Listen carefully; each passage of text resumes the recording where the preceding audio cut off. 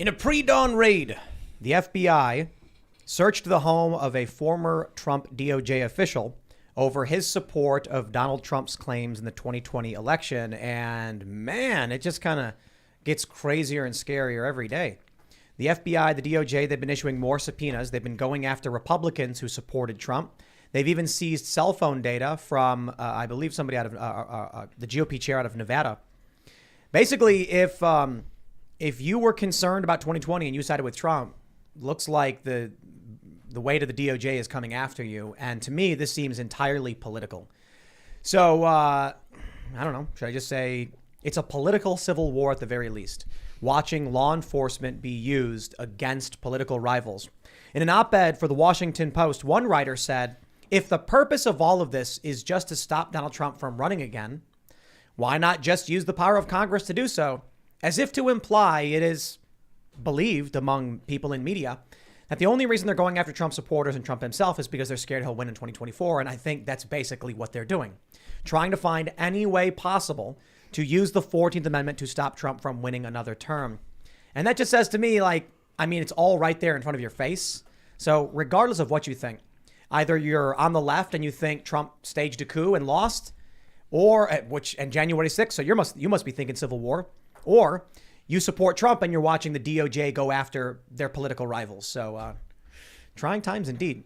We'll talk about all that and a bunch of other stories. The Supreme Court, obviously this one's really, really big, just struck down a gun control law in New York. So it's a major victory for gun rights advocates. We saw this one coming. Kavanaugh stopping short. He wrote in concurrence, yes, you can keep and bear arms, but you still need to get a permit. And I think that's dumb, but whatever. We'll talk about it. Joining us to discuss all of this is Congressman Troy Nehls.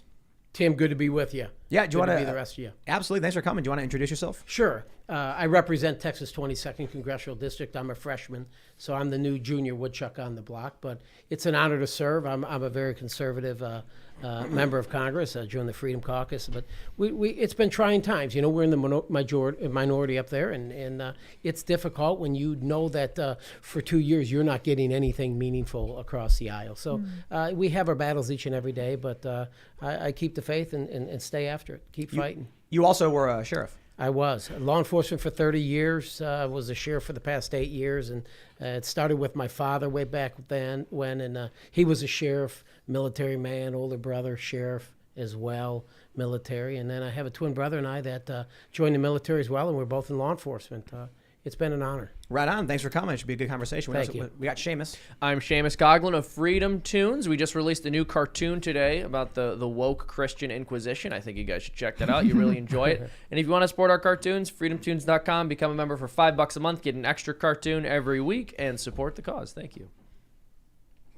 Hey, everybody. Just look at you, Jamie. I'm Jamie Kilstein. I like that the first guest is a member of Congress. And I'm like, I host a podcast called A F-Up's Guide to the Universe, except it's not F-Up. It's the one I can't say, but you can get it at jamiekilsteinpodcast.com. I am also now a pretty large part of Cast Castle on YouTube, the vlog over here. And we're doing some really awesome stuff, and it's going to get better and better. So check that out. And this Saturday in New York City at the Beacon Theater, a place that I have dreamed about playing since I was a teenager, a homeless teenage musician.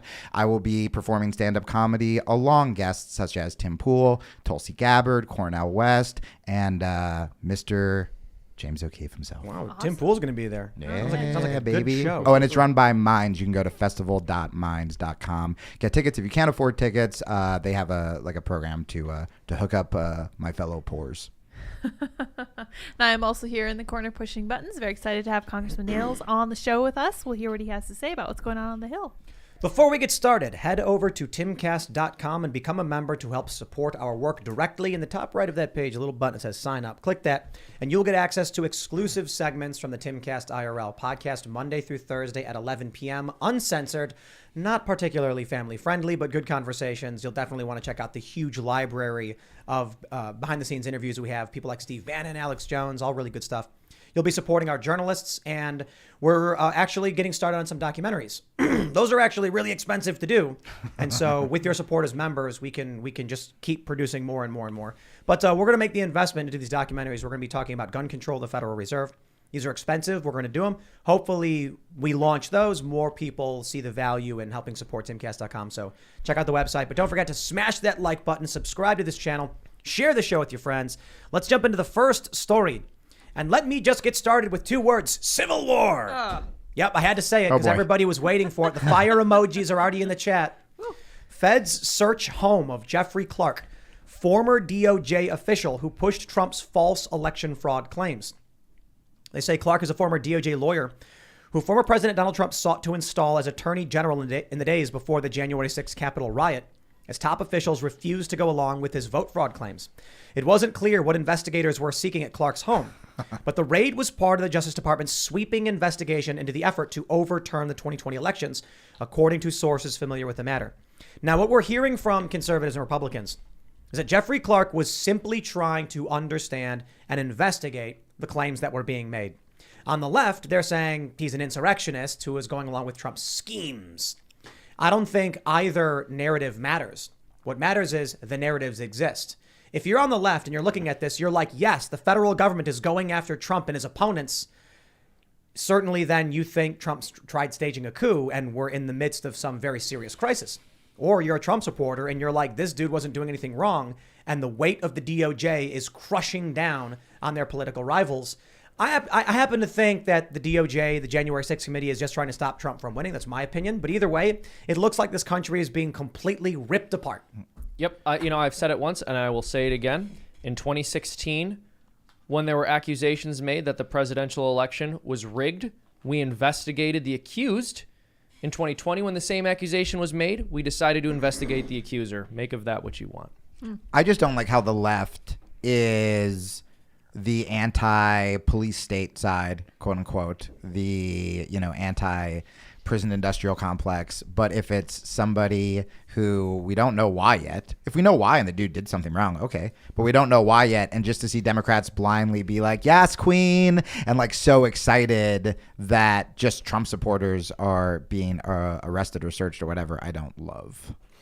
I would assume that Clark probably knew this was coming. He probably knew it was coming. You look at what the DOJ has done with this sham committee. They've gone after Steve Bannon, Mark Meadows, anybody even associated with Trump, anybody that was texting with him, tweeting with him even days prior. This is all about Trump. This is that sham committee. And it's an illegitimate committee, quite honestly. And Jeffrey Clark, I'm pretty sure he was subpoenaed and he pleaded the fifth. So I wonder if this is retaliation for him refusing to actually answer those questions. Because you know what the January 6th committee is doing? I'll tell you, anybody who's testified for the January 6th committee, you've been played. You watch the videos they're putting out, they're pulling quotes out of context. That's what they wanted. It's a non-adversarial committee. There's no cross-examination, so they're just getting people to say whatever they want. They're taking interviews with the Trump sphere and getting them out of context. It's a show trial. It's a sham. And now they're using the weight of the federal government to crush anybody who is supporting Trump. And it's all one-sided because there's no Republicans on it. Yeah, exactly. So, exactly. McCarthy asked me to be one of the 5, and I wanted to be. But for your listeners, you need to understand that this is the first time in the history of Congress has a speaker ever rejected a minority leader's picks to be on a select committee. It's never happened before. She didn't like Jim Jordan. She didn't like Jim Banks and some of the others. So we're not on it, but we're doing our own thing. Because I think it's clearly meant to manipulate people who don't pay attention. So they go, it's a bipartisan committee because we have... Because we got Liz Cheney. Yeah, right. You know what I love? I feel like if we're talking about actual political arguments, the real factions are libertarians and conservatives. Because liberals are just saying whatever random crazy nonsense. I just don't even understand. They're like, Liz Cheney's great. I'm like, what? Yeah. You hated the Cheneys. Look, Where are you? What? No one in the Cheney family has ever gotten us like hyped up on fears of terrorism or anything like never. that to Yeah. strip people of their civil didn't liberties. I happen. don't think we have anything to worry about here. Wow. The apple doesn't fall far from the tree, huh? Yeah, if you've been watching the hearings in Liz, the first hearing, 20 minutes, pretty sleepy. She must have a serious crush on Trump because she mentioned his name over and over and over again. Right. But truly, I think what it is, she despises him. She thinks about him when she wakes up and when she goes to sleep, she's thinking about, because she despises him. Everybody on that committee, they hate him. And I believe, Tim, you're absolutely right. This is about Trump in 2024. There's no other reason for this. Of course, I can't talk about inflation and gas, so it's all about January 6th. And I think it's having, sadly, a little bit of an impact, and maybe that's why you're seeing DeSantis numbers improve a little bit. Yeah, well, I like DeSantis, though. I'm not saying he's not a good guy. I'm just saying that I think that as they continue to do this, it's all one-sided, and you keep it on.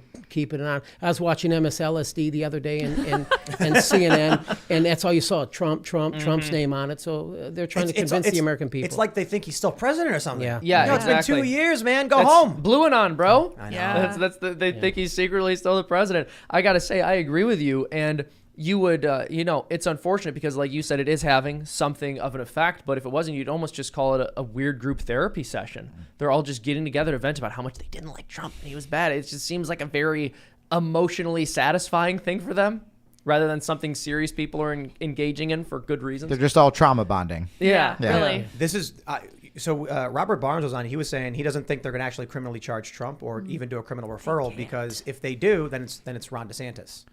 But what they want to do is demonize Trump enough to where they'll have something to campaign on. So come 2024, Trump comes out and he's like, I'm going to be running again. And then they're going to be like, remember all of that crazy stuff we showed you in the FBI? Oh, don't vote for that guy. Mm-hmm. It's the end of days. That's what they want. It's Russiagate 2.0. Right. Exactly. That I wanted to ask you about that, which is, do you think your constituents, because when I go on Twitter and, the people I follow are, a lot of them are famous Hollywood people or people on the left still, and my people on the right, like everyone's kind of talking about it. Do real people care about this, or do real people just want to talk about the economy? Like, are there working poor constituents who are coming up to you talking about January 6th? Like, is it an issue that affects real people right now? I think when the people that talked about it, they said there's very few people watching this stuff. Listen, they cannot talk about inflation. They can't talk about gas prices. But the mom and dad and everybody else that's paying $5 for fuel, that's what's on their mind. The food, all of it, the inflation, 8.5%. So what else are the Democrats going to play? Right. I mean, really, quite honestly, they're pretty clever about this. Right. Let's just talk about January 6th because we can just beat Trump every day. Beat him, because they don't want him coming back in 2024. No, I hope he comes back because I think he'll be the 47th president if he comes back. He will be but long. Could you imagine? I do. I believe he's coming back. Could you just imagine like being at a gas station and then all of a sudden you hear someone just yell out in anger, like, "Guys, son of a right," and you're like, "Oh man, you must have saw the gas prices," and you walk over. Gas prices? No, I'm watching the January 6th hearing. And It's that Viking guy. He's back. Yeah. like Shaman. Yeah. We came so close to losing it all that day. My gosh. This is so hysterical, the entire narrative. He's the sitting president of the United States at this point, has complete control over the military, right? He's the commander in chief, and his attempt at an insurrection is to like vaguely dog whistle that people enter a building without weapons. Yeah, basically. It was. What? It's 40, If anything, it's we 40 learned chess. he's really bad at insurrection. seriously. So we should all like, feel yeah. we should all feel safer for a third term. Like, yo, homeboy tried it and he was not good at it. Second Second. They're pretty clever too because they show the worst few minutes of footage, and they'll show law enforcement officers get hurt. And there's not a law enforcement officer across the country that would support any law enforcement officer getting hurt. And, No. And if you assaulted a law enforcement officer that day, go to prison, not jail. Go to prison, lock them up. And I think we would all agree with that. Yes. But I tell you something, when I give tours of that Capitol today, and I gave it last week, and when you go through that beautiful statutory hall, if the individuals inside that building wanted to destroy that building, they could have. There's monuments everywhere. There's paintings. They could have destroyed it, but they chose not to because most of the people inside that building didn't do anything wrong. They were there. They shouldn't have been there, but and quite honestly, they shouldn't have done. They didn't do anything wrong. One guy got acquitted of all charges. And rightfully so. A video showing the cop waving him in. Yeah. Yeah, well, and it's true. I mean, there's nuance, right? You did have people on one side of the building who were rioting, who broke the doors down. On the other side of the building, the police removed the barriers, opened the doors, waved people in. Those people didn't do anything wrong.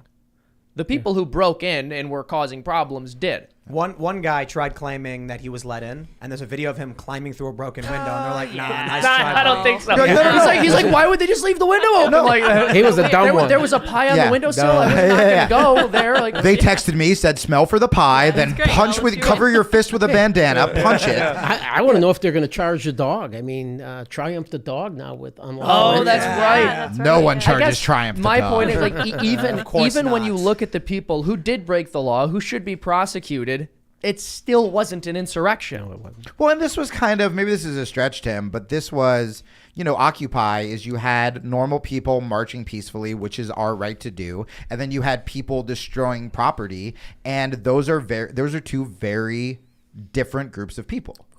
Well, with January 6th, it is fair to point out this is the Capitol building, and there was an effort to count the electoral votes. So it's bad that gets disrupted. That puts it on a special level. But Yes. it was a riot. It was a riot, and it was a really, really bad one. And there's questions about security and how we should be handling this.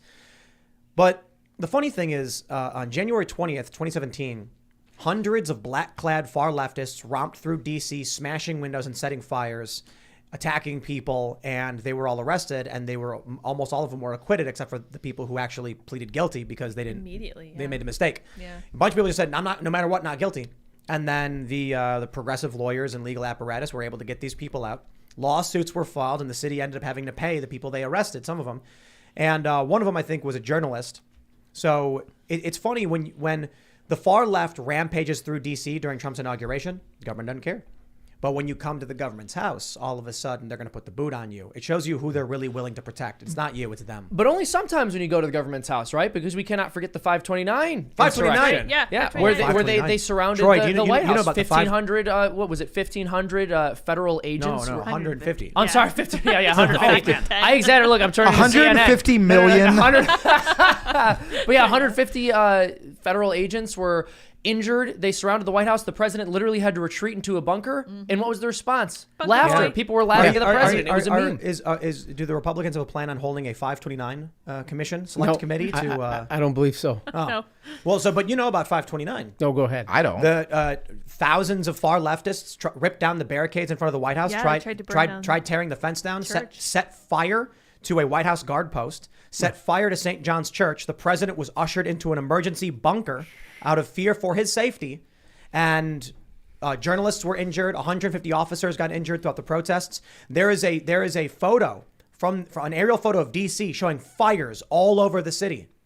It was so much worse than January 6th. But I got to tell you, man, Troy, you see, I think the issue is the Democrats, they play offense. They hold these committees. Republicans don't do it. Why don't the Republicans announce a select committee on 529 and start bringing in people, filing subpoenas? I think what you're going to see is once we take over, and we will take over the House in January. There's no question about it. And I think Leader McCarthy has stated that he's going to obviously form some select committees. I think we'll be looking in the Hunter's laptop and COVID issues, Afghanistan, that dismal withdrawal, and obviously the southern border, fentanyl. So I think there's going to be some committees established. I think the judiciary and oversight and government reform are going to be very, very busy for the next 2 years just looking at some of these things. But as it relates to the 529, I'm not certain. But it's sad. I mean, January 6th was a difficult day. I was one of the last guys there, protecting that chamber, having actual conversations with the individuals on the other side. So it's just a sad day. And I think the American people look at that. It was a black eye on America. I mean, we got to be clear. It was a black eye, but it was not Donald Trump that brought those people inside that building. I got a tough question for you. Yeah. Will you support the impeachment of Joe Biden after the Republicans take over the House? Without question. Yeah, there you go. Without question. I thought it was going to be a hard one. No, it wouldn't be. And it wouldn't just That was, be in fact, him. the easiest It wouldn't be question to him. ask. That's like the easiest question you could ask them. No, Mayorkas needs to go. You need to get rid of some of these yeah. others, dude, because I've been down to the southern border. I mean, I'll go deflect down to the southern border, but I've been down there. Mayorkas telling the American people the southern border is closed. No, it's not. I'm down here in the water with Griff Jenkins from Fox News, and there's people walking right across. So don't tell me, and don't stop lying to the American people. I think he should be impeached over Ukraine. I think you guys need to launch an investigation into those dealings. It's remarkable how Donald Trump got impeached over. He was impeached over Ukraine Gate, I believe, right? That was one. Yeah. Of Well, the phone call with For Zelensky. looking Right, into okay. what Biden was doing. and it was Yeah. clever. The Democratic establishment and obviously the neocon Republicans who work with them were able to take what Joe Biden did, stick it to Trump, and use it to impeach him. They said Donald Trump engaged in a quid pro quo with the president of Ukraine, when what actually happened was, in my opinion, when you listen, when you see the transcript and you hear about what Trump was saying, it sounds like Trump didn't really know what was going on. It sounds like Trump watched Fox News and then saw some video where Joe Biden's like, I said you're not getting a loan guarantee, $1 billion, unless you fire the prosecutor. Well, SOB, guy get fired. And then Trump's like, what's going on? And then he calls him and he's like, what was that video? But for real, look at the transcript. He's like, what was that video about? And he's like, look into it. And that was it. And they were like, impeach him. Why? Joe Biden went to Ukraine when the U.S. government approved $1 billion in loan guarantees. He told Ukraine, and bragged about it, by the way, if you don't fire the prosecutor, Viktor Shokin, I will block these loans. And the president of Ukraine told Joe Biden, you can't do that. You don't have the authority. And Biden said, call the president, see what he says. The man admitted to having no authority, to a quid pro quo, gloated about it, laughed in a room full of people. Turns out Viktor Shokin had a dozen plus investigations into Burisma, where Hunter Biden sat on the board getting $83,000 per month. Now, I'm not accusing Joe Biden of having done that for the purpose of protecting his son. I'm saying it just so happens the prosecutor was investigating a company his son worked at, made a lot of money from. Here's the best part. According to Hunter Biden's laptop, they shared bank accounts. So that means the money that was coming into Hunter Biden, Joe Biden had access to. They also shared phone numbers. I look at that and I'm just like, how do we not have an investigation at the very least? I'm not saying Joe Biden's guilty. I'm saying that's beyond probable cause to be like, maybe we should investigate what happened here. I'm just realizing me and my father are not as close as we should be. That sounds awesome. Good. But this, I mean, and that's exactly why the media covered it up, right? And that's exactly why it was suppressed by all the major social media companies. We've had other Republican prospects. You know, I've asked about this and like, well, you know, when it comes to impeachment, we're going to need this, that. And you're just like, we're doing it. Yeah, almost flipped over the really table. appreciated that, actually. No issues with that at all. Hey, can I? But quite honestly, we got to wait till. I mean, I really want him to be the Democrat nominee in 2020. I know. I was just going to say. Don't you want him to run? We need Sleepy Joe to be there. I saw you try to run and pick him up when he fell off his bike. Just like, come on, buddy, you got this, you got this. Yeah. Can I? I just want to backtrack to January 6th because I actually think it's really interesting, and I've never talked to anyone who was there where.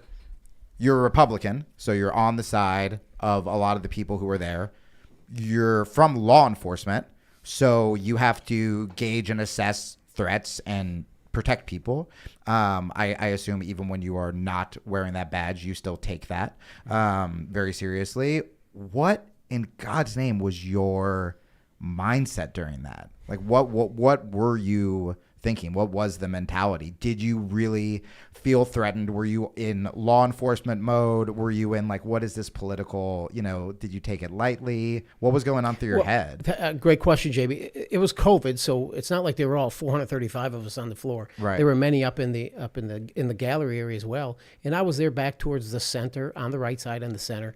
And we were going through the objectors of Arizona. And then all of a sudden, there's no televisions on the House floor. They've got some in the cloakrooms in the back. But then all of a sudden, I started getting some text messages and stuff from family and friends. And then all of a sudden, I saw a bunch of Capitol Police rush in, uniform, non-uniform. Yeah. And then one guy said, the Capitol's been breached. Capitol's been breached. We're locked in. We're not going anywhere. So I'm back at the back there, and they're trying to get members out. And then all of a sudden, they started banging on those center doors. So if you see pictures of me in that blue shirt, I'm that guy in that blue shirt. You're like, this is White House down. It's happening. And then all of a sudden, they broke the windows. They broke the windows. And then it got a little bit ugly. Yeah. Did you know who at this point? Were you in just defensive mode? Were you trying to figure it out? No, I didn't know. I mean, all I did know is that some others put some furniture in front of those doors to make sure that they wouldn't get through. Yeah. They broke the windows, and then I was eyeballing a kid on the other side, a young man, and then I started having a little conversation with him because you see in all these pictures, these Capitol Police officers having their guns drawn. Right. And so I thought, we cannot have this. I mean, people are going to get shot if we're not careful. So my job, my law enforcement background, trying to diffuse the situation, and we did it. And nobody entered. The Capitol Police said, you got to get off the House floor. I said, I'm not leaving. I'm not leaving my brothers and sisters in blue. That's so awesome. I stayed there till the end. Cool. Good for you. That's it. Not worried about, I mean, were you worried at all about your safety, your life? No, my wife's a little upset, but there's the picture. Remember that guy in the blue shirt? Yeah. You see that guy? Wow. Yeah. Yeah, I mean, to be fair, me and the congressman almost had a wrestling match downstairs before the show, and I was like, I trust this guy can handle himself. We spotted each other's cauliflower ear. You saw my ear, Jamie. You said you backed off right away. I spotted the threat before you spotted my ears, and then you were like, oh boy, and then we became friends. That's great. Yeah, this is it, right? Yes, sir. Yeah, hey, look at that. That's me. My wife said, God, baby, I didn't know you were that receding that much at ball head. But no, we were, I tell you, I applaud the Capitol Police officers there with me, though. I mean, they did a good job. They maintained composure. They did not fire when that glass was broken. And initially, we thought it was gunfire because I'm ducked down. And then immediately, within seconds, there was another guy said, I don't think that was gunfire because it had hit me. I mean, I wouldn't be here today. Wow. One officer did fire. Yeah. Well, and that was about probably 10, 15 minutes after that photo. Yeah. And that was off my back right shoulder in the speaker's lobby, and that was Lieutenant Byrd. And I've been a very vocal critic of that shooting. I've had officers shot and killed, and I've had officers shoot and kill people. So I know a little bit about self-defense and use of force, and he should have been charged with that. He never went to a grand jury. Ashley Babbitt was murdered in our nation's capital on January 6th. Will there be an effort do you believe, on the part of Republicans or yourself to investigate or to get an indictment or anything like that? Well, I would like to. I think we need to continue talking about it, but I don't think there's going to be a lot of energy to move down that path. I've been one of maybe 2 or 3 or 4 in the House that has actually addressed this issue. We tend to like the Freedom Caucus. You look at right now with most Republicans, and it's like they just want to get by. They want to do the bare minimum, just get by, get through the next day. They'll forget about it when they forget about it. Right now, one of the big issues that's really got me fired up is so I'm a resident of West Virginia. That's where I officially live. And Shelley Moore Capito, the senator Republican, is signed on to this gun control legislation. And she's a Republican in West Virginia, second most Trump-supporting state in the country. So I'm a little bit upset about that. And that's the problem. We have 14 Republicans in the Senate supporting this ridiculous bill, coming to the aid of Democrats who want to strip us of our rights. What bothers me is we never see the inverse. We never see Democrats being forced to negotiate with Republicans on easing gun restrictions and bringing about gun access. So that really, I don't know, that irks me. I mean, Republicans are expected to hold the line and compromise a little bit and then hold the line at its new position. Whenever a Republican actually tries to bring things back to the way they used to be or conserve, as conservatives are supposed to, they're called an extremist or a radical. Yeah. Well, I don't know. What are your thoughts on the gun stuff? You're right. There are 14 senators, and one of our senators, we have 2 obviously from Texas, John Cornyn and Ted Cruz, and I know that John Cornyn, I think McConnell asked him to kind of help lead that effort and try to find some unity or compromise with the other side. And one of the Democrats had to compromise. Yeah, well, I'm just letting you know that Cornyn, we had our big state convention was last week, and Senator Cornyn spoke at it, and they booed him pretty much right out of the room. Talked So about that. I think he's having a difficult time right now. I mean, they're liars. Shelley Capito said that this is not about red flag laws. We won't allow that. The bill's literally got a whole section on red flag laws and funding it. They're just spitting in our faces and then telling us it's raining. What do you think? And I'm asking all of these serious questions, maybe because I'm surrounded by Ian's crystals and I'm trying to bring unity to the country. But what are your thoughts on, I feel like Democrats and Republicans, they never come together to talk about, hey, how can we together help with these shootings, these mass shootings, or what can we do to prevent them, or what are better law enforcement tactics? Obviously, we just saw a complete disaster happen in Texas. And what ends up happening is it becomes, we want to take all your guns, don't take my guns. And we stop talking about people's safety, right? And so you, again, coming from law enforcement, I feel like whenever Republicans on the news are asked about what we should do, they don't really get asked about tactics. They just have to automatically be on their heels and defend, the Second Amendment, essentially. So do you see any sort of compromise, or what would you do with your experience about the shootings while maintaining the Second Amendment? Like, is there anything you think needs to change when it comes to gun control, gun legislation, or do you think it's more a mental health thing, et cetera, et cetera? I think mental illness is a serious issue in our country. Quite honestly, just look at everything you see on television today. It seems to be a little bit weird. But nobody wants to see what took place in Uvalde. Nobody. Right. We all hurt. If you have children, it's painful to watch it. I don't even, quite honestly, like even talking about it. Yeah. But when you talk about these red flag laws, and if you look at, there's 19 states, I believe, that have red flag laws in our country. And some of those states are Illinois and New York, and here in District of Columbia, Washington, D.C.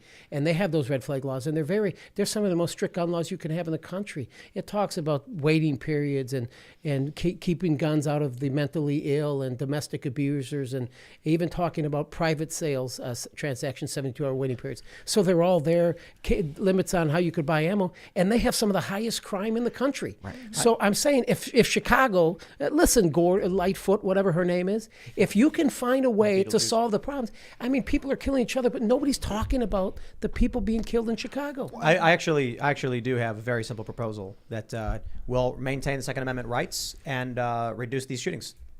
Promote fathers in the home. Hey. I'm not kidding. That's literally the answer. That's it. The profile of most of these mass shooters, it's fatherlessness. That's like a huge issue. Crime outside of the mass shooting incidents, you look at crime in Chicago, for instance, it's a lack of a father in the home. So we need to encourage at the very least 2-parent homes. We need dads. We need moms.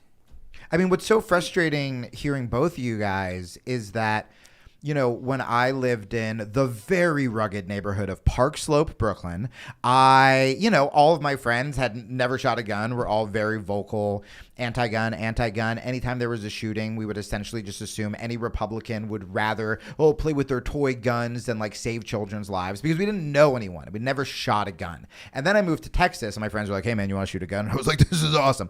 But I actually started asking questions to Green Berets, to Navy SEALs, to firearms instructors. And I'm 40 years old, and it was the first time in my life, and I had a political talk show. It was my job, and it was the first time in my life I even heard statistics like, hey, it's not that we're against these laws. If these laws worked, maybe we would talk about these laws. But I'm literally just learning for the first time that, like, nah, man, they don't even work. And in fact, some of the places that are the most heavily armed are the safest. Let's jump to the story. This is huge news. From Timcast.com, Scotus strikes down New York State's proper cause gun control law. Justice Thomas says Second and 14th Amendments protect an individual's right to carry a handgun for self-defense outside the home. That's an amazing statement. Yes. And the reason I wanted to jump into this story too is we're getting into the gun control conversation. Yeah. One of the statements made by Alito was that the argument from the gun control side was that these laws are needed to prevent mass shootings. And he said, one of those happened in New York where you have this law. It did not do anything. That's the most frustrating thing to me, is that you get a lot of these gun control people argue for things that already exist. I had someone just send to me an article, and it was like, these laws could end gun violence. And it was like 4 things that are already in place. Banning assault rifles is like, did you Google this before you wrote it or shared it? Right. Well, and that was the reason I even asked the congressman, is because you're literally seeing people on the left just accuse, if you're not pro-gun control, that you just are cool with murder, instead of asking people with experience with firearms, hey, what do you, as someone who has more experience than me, who's never touched a gun, what do you actually think we should do? Yeah, I tell you what, the laws are there. The laws are on the books. They just need to be enforced. You know, in Texas now we have constitutional carry, so you don't have to go out and get an LTC. You don't have to go out and get a license. It's constitutional carry. So people are carrying guns. And I tell you what, the crime in Houston is out of control, and people are starting to carry more guns. You're seeing sales increasing guns, because if people can't count on their government to keep them safe. George Soros has gone out there, and all these DAs are in these offices now across our country, and they're leaving these criminals out. So these people, I think the American people are starting to carry more weapons because they say, I can't count on my government to keep me safe. I have to keep myself safe and my family. And I can't blame them, because it's out of control. Our cities are burning, gentlemen. Now, is that working? Are the places with more people carrying, do they become safer because of that sort of fear tactic of, I'll tell you this, when I finally moved to southern states, I certainly don't honk my horn as much when I'm cut off, because I'm like, I don't know what that guy's carrying. I understand, and that's not the point. It's better to have it, not need it not have it. But I'm just saying that criminals would have to kind of pause a little bit and take a second thing. Hey, am I going to pull a gun on that guy because he may have one? Right. So let's talk a bit about this ruling. We can thank Brett Kavanaugh for blocking constitutional carry nationwide. Shocking. He said basically that this does not impact the existing permitting rules in 43 states. That means if you're in a state that requires a permit for concealed carry, well, they did not touch that. Come on, Kavanaugh. You should have come out and been like, the government requiring permission for you to bear arms is an infringement upon your right to bear arms. However, he's of the opinion the government can not stop you from having it, but they can be forced to grant permission, which in my opinion makes no sense, because if they can deny you a permit for any reason, then government permission as a requirement infringes upon your rights. But this does mean that it's likely going to impact Maryland, New Jersey. Obviously it's New York, California, Hawaii, and the District of Columbia. So this means in all likelihood, these states will now have to actually give you a permit It's already prohibitively restrictive in terms of what you need to do to apply for one. So while this is a good ruling, the problem is Maryland is not going to. So here's how it works. Maryland, New York, New Jersey, they say, okay, you filled the forms, you got the training. Why do you need the weapon? And this is what the Supreme Court struck down. You can't ask that. You can tell them, here's the requirements, and then you got to give them the permit. Because these states were just saying, why you need a legitimate reason for this. And no matter what you said, they went, nope. One of the plaintiffs said he needed a weapon because of a string of violent robberies in his area and needed to protect himself. And they said, no. I'm like, what more could you ask for? If you're famous, if you're rich, some of these states will give them to you, but New Jersey, New York still don't, even if you're rich and famous. I got rejected, and I just said revenge. Yeah, that's not a good reason. Not a good I don't one. think, Not a it good turns one. out. I once saw a guy in Walmart trying to buy a gun, and he was openly talking about how he wanted to get revenge on someone. No, really? Yeah, and then he got escorted out by the police. They wouldn't sell it to him. Well, that's good. But so basically what's happening now is the next moves, in my opinion, it's a good victory. It's tremendous. But what's likely going to happen is that New Jersey and New York will just create very restrictive permitting practices. That's what they were doing. And then they're going to say, we can't ask you for why you need it, but we can ask you to undergo a 3-month psychiatric evaluation. So once again, they jam you up. Then someone's going to have to sue. And this took 7 years to get through. 7 years. Yeah, I've made it very clear that I will not be supporting this legislation coming through the Senate, and it's very difficult.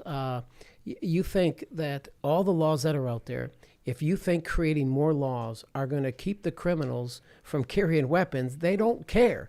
They don't care about your Supreme Court. They don't care about the chief of police or any laws. They're going to continue to carry these weapons. They're going to continue to hurt and harm the American people, the people that are out there doing good things. The criminals have the guns and they're not giving them up. Now, hold on. You were a sheriff for 30 years, or you were in law I was a enforcement? sheriff for 8 and law enforcement 30. Law enforcement for 30 years. So this is in Texas, I'd imagine, right? That's right. So you mean to tell me that, so one, constitutional carry is relatively new, but you actually encountered people who defied the law and carried weapons? Imagine that.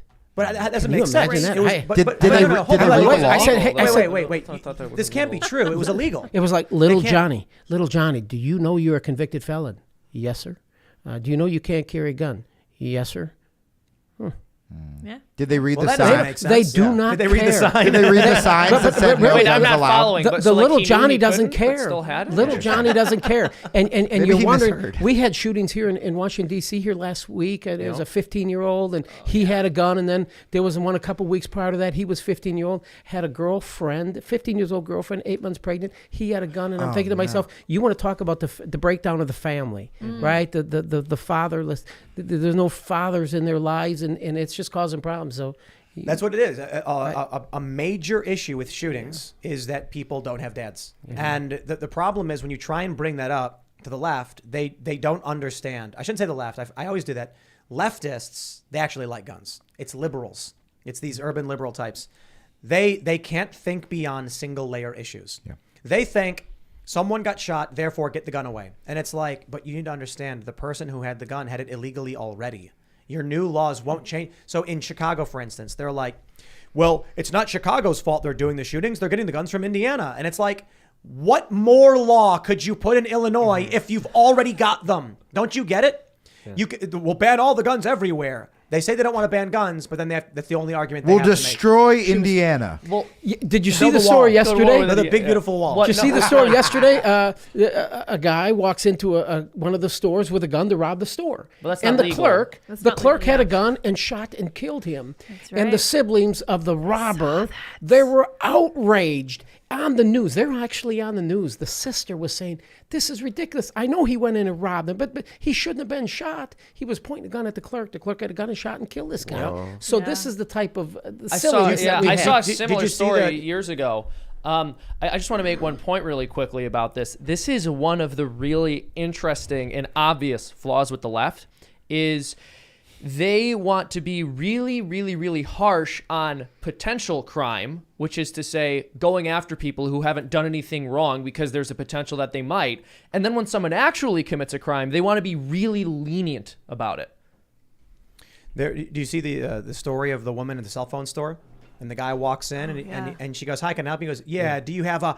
Boom! boom, and just starts It was horrible. mercilessly It was horrible. beating her for no reason. Yeah. And these are the people they will say. These are the people who they will say, should be able to walk without bail, and it's so cruel that the criminal justice system doesn't give them a second shot. But then, when it comes to law-abiding citizens, they talk about restricting our freedom so that crime won't occur. It's so backwards. Remember, Kamala set up an account That's right. for the 2020 riots to bail out those individuals. And that was a true insurrectionist. Listen, when you go up to Seattle and you occupy city blocks, what was it, the Chaz and the Chop and all How is that? that not That insurrection? is an insurrection, Yes. fellas, without question. They were burning down buildings, a police station, everything else, and look at many of them Oh, it was really a mostly peaceful fire mostly in peaceful. Minnesota.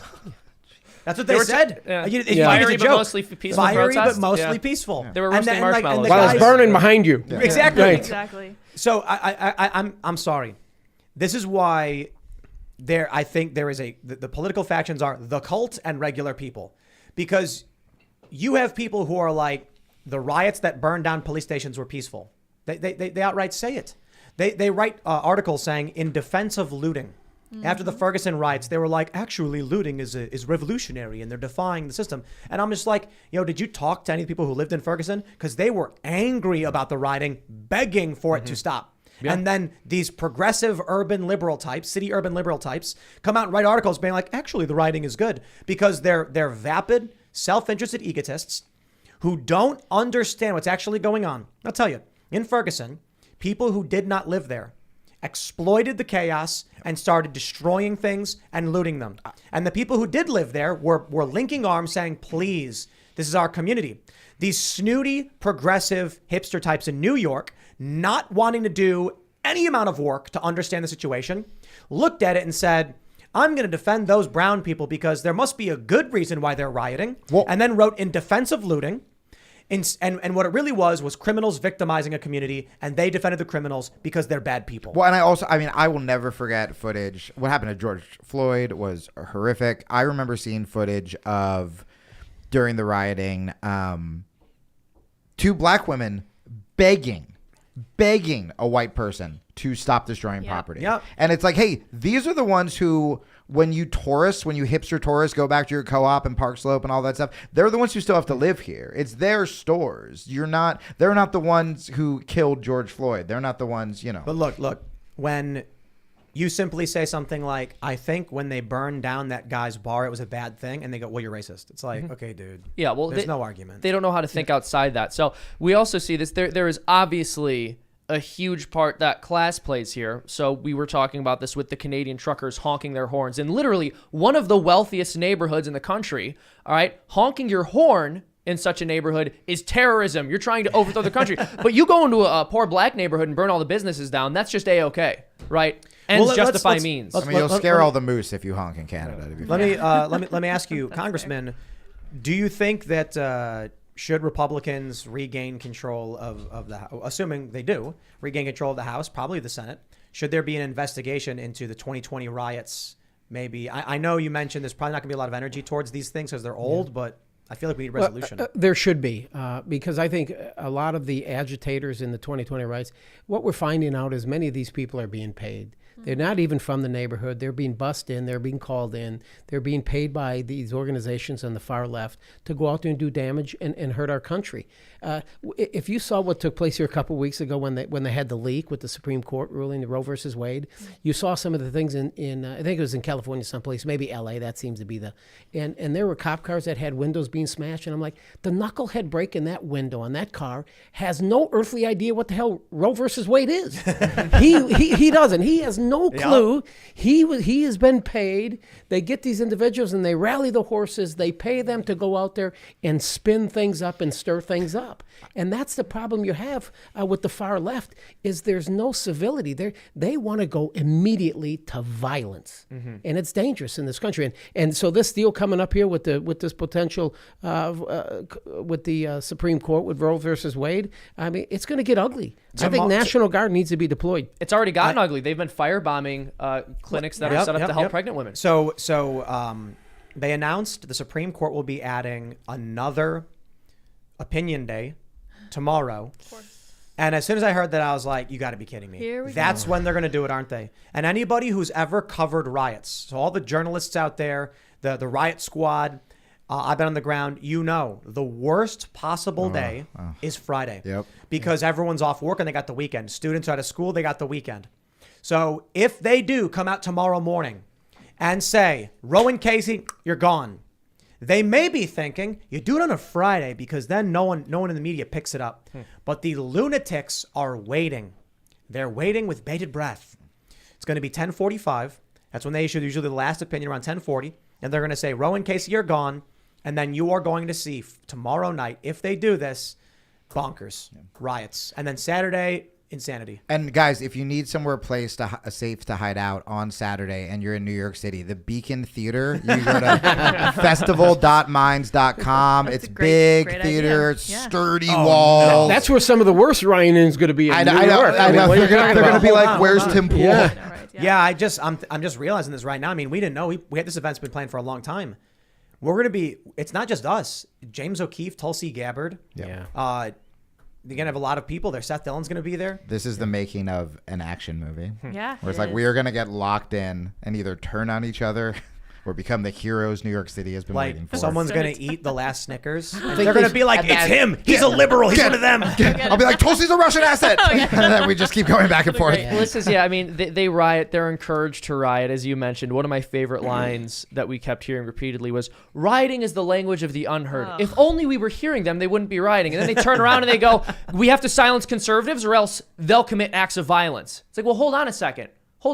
You're like concerned about violence from conservatives, so you want to make them unheard? Because you just told me, like, rioting is what people do when they aren't heard. So what do you believe? I just want to stress this one more time. Like, they added an extra day to do opinions tomorrow, and it seems like it may be like, why else would they do that? They have the next week to do the final opinions. They could do it on Monday, and so I'm like, we're gonna be in New York, and it's gonna be like Dawn of the Dead. Yeah. We're gonna be locked in, and there's gonna be like, they're outside, they got the power lines, and We have votes tomorrow morning, mid-morning. Oh, They should have man. probably waited till we're out of here. maybe they won't do it though. Maybe what they're trying to do Yeah, is Tease Ma- us. No, they're trying. I think there's like 16 Build more suspense. opinions.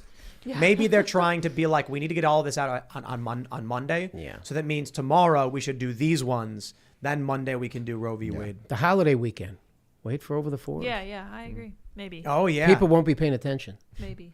well, should the, do it when but everyone's the crazy drunk. people are. The Yeah. crazy people will be. But it's not a holiday weekend. It's a holiday month. It's MAGA month. That's right. Yeah, right. MAGA month, the month of July. We got to change all of our profile pictures to American flags and Yeah. celebrate America. Okay. I'm And not I'm kidding. We're I'm doing okay it. with I that. know you're And we- not. and we- I'm okay with that. laughing. And we grill every day. That's right. There we Every go. day. And then on the 4th of July, you have the fireworks. But yeah, MAGA month. I'm ready. I'm not even kidding. I'm legit. Like, So we are ready. going. No, I'm No one's gonna stop I you. ordered. Buddy, I'm moving here. it. I'm I doing ordered. it. I ordered. What did I order? Fireworks, I hope. How many hot dogs did I order? Stop 100? it. So many. 100? What is this? Yeah, I think I ordered 100 hot dogs. Or is it 500?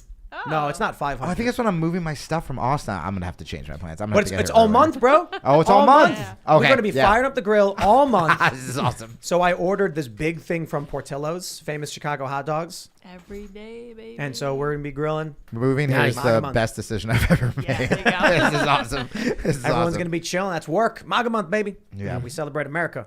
Oh my goodness. What were we talking about? I wanted to get a little optimistic. Gun Supreme Court protesting. Man, I also, it's just I feel like the rioting is sort of the on the street equivalent of what happens on Twitter, where it's like, do you actually want something to get done? Right? If you actually want something to get done, you're gonna want to talk to people. For example, so I got not many. I've gotten, and I thank all of you listening, I've gotten thousands of new followers on Twitter and to the podcast since I've started coming on this show. But I've lost a couple vocal fans of mine who were on the left. And they would just say stuff about you that was hyperbolic, but also that I would disagree with. And they were like, how could you be on a show with that person? And it's like, hey, man, if you think we disagree on that, wouldn't you actually think it was a great thing for me to be on the show, for me to bring a diverse viewpoint, for me to become friends with someone who maybe I will even see my point of view? Like sometimes I see his point of view and they don't care. No, they good. will Let 'em not loose. listen. And yeah, and that's where I'm at. So we've got this lefty guy who's going to be speaking on the same panel as us at the Beacon Theater. And he had to put out a video explaining why he was doing it. No. He called it a debate. And so I get a message from this like left-wing guy that I'm friends with, and he's like, "You're debating this dude?" And I was like, "I'm not debating anybody. What are you talking about? Like, it's a panel on media manipulation." Yeah, we're just hanging. I mean, I'm gonna sit there and be like, I don't know. Like, I don't like debating people. I'll argue with someone. I'll try to correct them if I think they're wrong. But I don't enter debates. I don't like invite people here to debate me. I don't do any of that stuff. Let's have a conversation. It's a conversation. Yeah. But the fact that he even had to make a video addressing it, being like, here's why I'm doing it. And then people responded with like, yeah, but dude, it's James O'Keefe. Like, what's wrong with you? It's like, okay, whatever, dude. I don't want to live that way.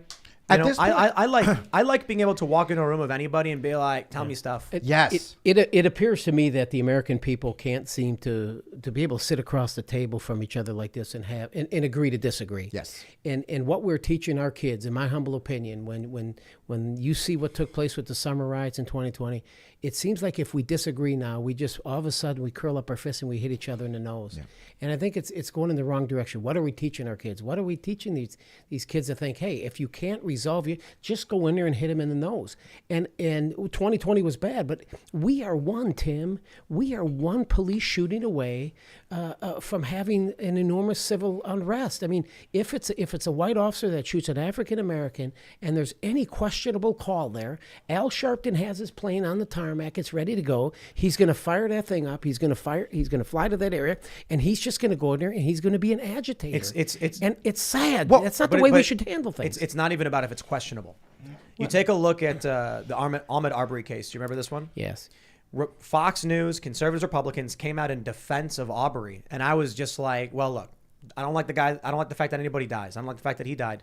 But the story is just, we had a couple lawyers on who broke it down for us. And I'm like, oh, okay, so this guy was a burglar. Like, yes. He's on camera committing a burglary. Yes. And so these guys were told by the police he was the burglar. Yes. So then when they saw him, they chased after him. Yes.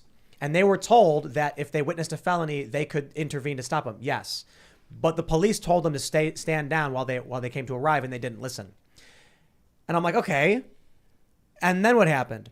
The guy who filmed it got the remainder of his life in prison. And I'm like, okay, something doesn't add up here. Yeah. This story doesn't make sense.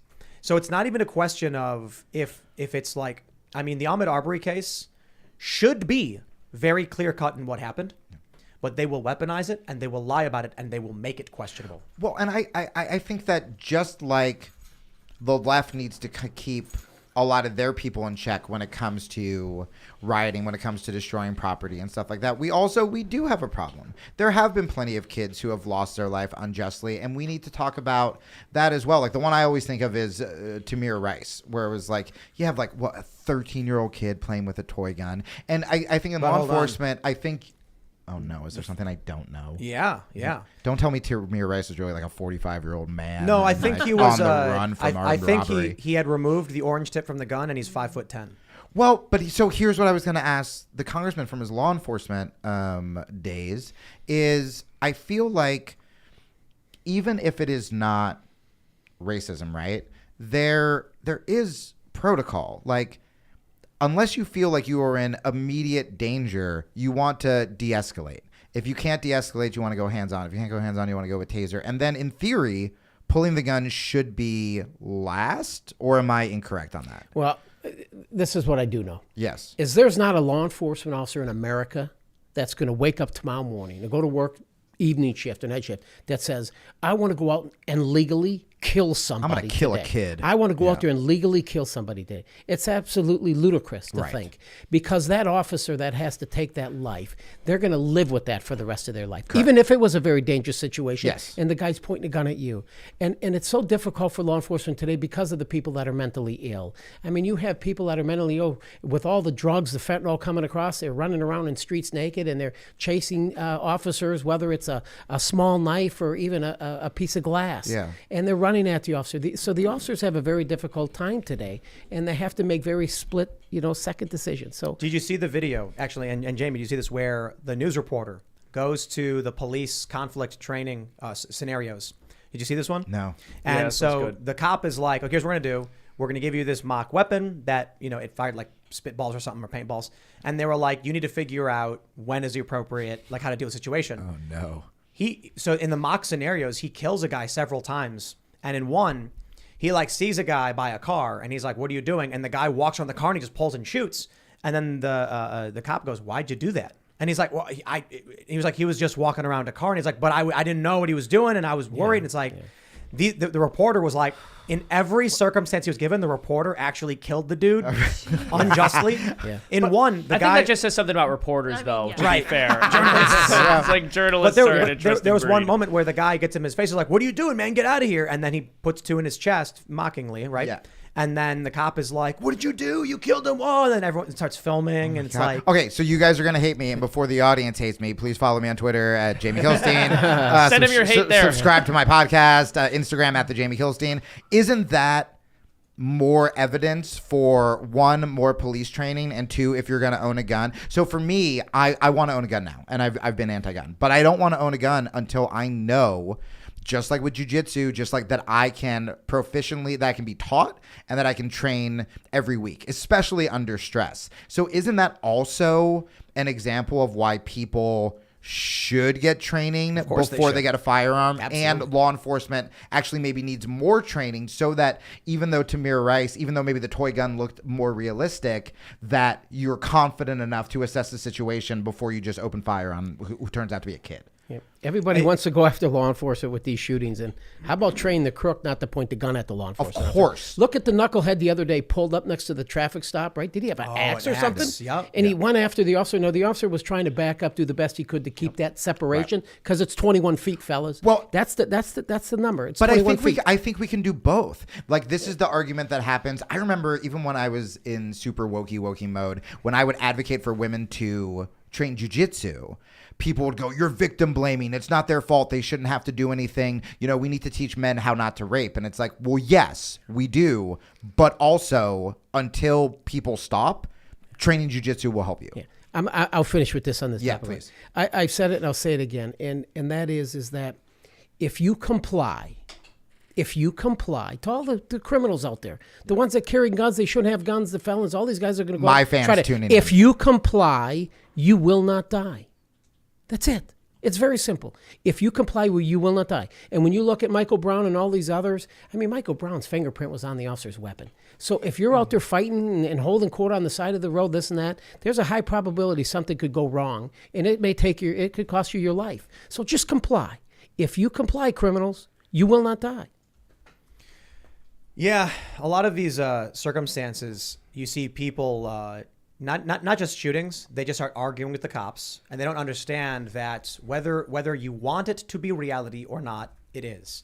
If a cop is stopping you, you will gain nothing by fighting with him and talking with him. That's the funniest thing. It's like you're being arrested. I love it when I hear these activists at Occupy, they were like, I have not been read my rights. Like, but they watch movies and they think a cop has to Mirandize you because they watched you throw a brick at somebody. These people don't know what they're talking about. You keep your mouth shut. Unfortunately, you know, there are instances where police have wrongly arrested people. During Occupy Wall Street, I actually filmed the cops wrongly arrest somebody. They lied in the police report, got a different officer to sign off on it, and I filmed it. I want those officers charged criminally, but that doesn't happen. That to me is the problem.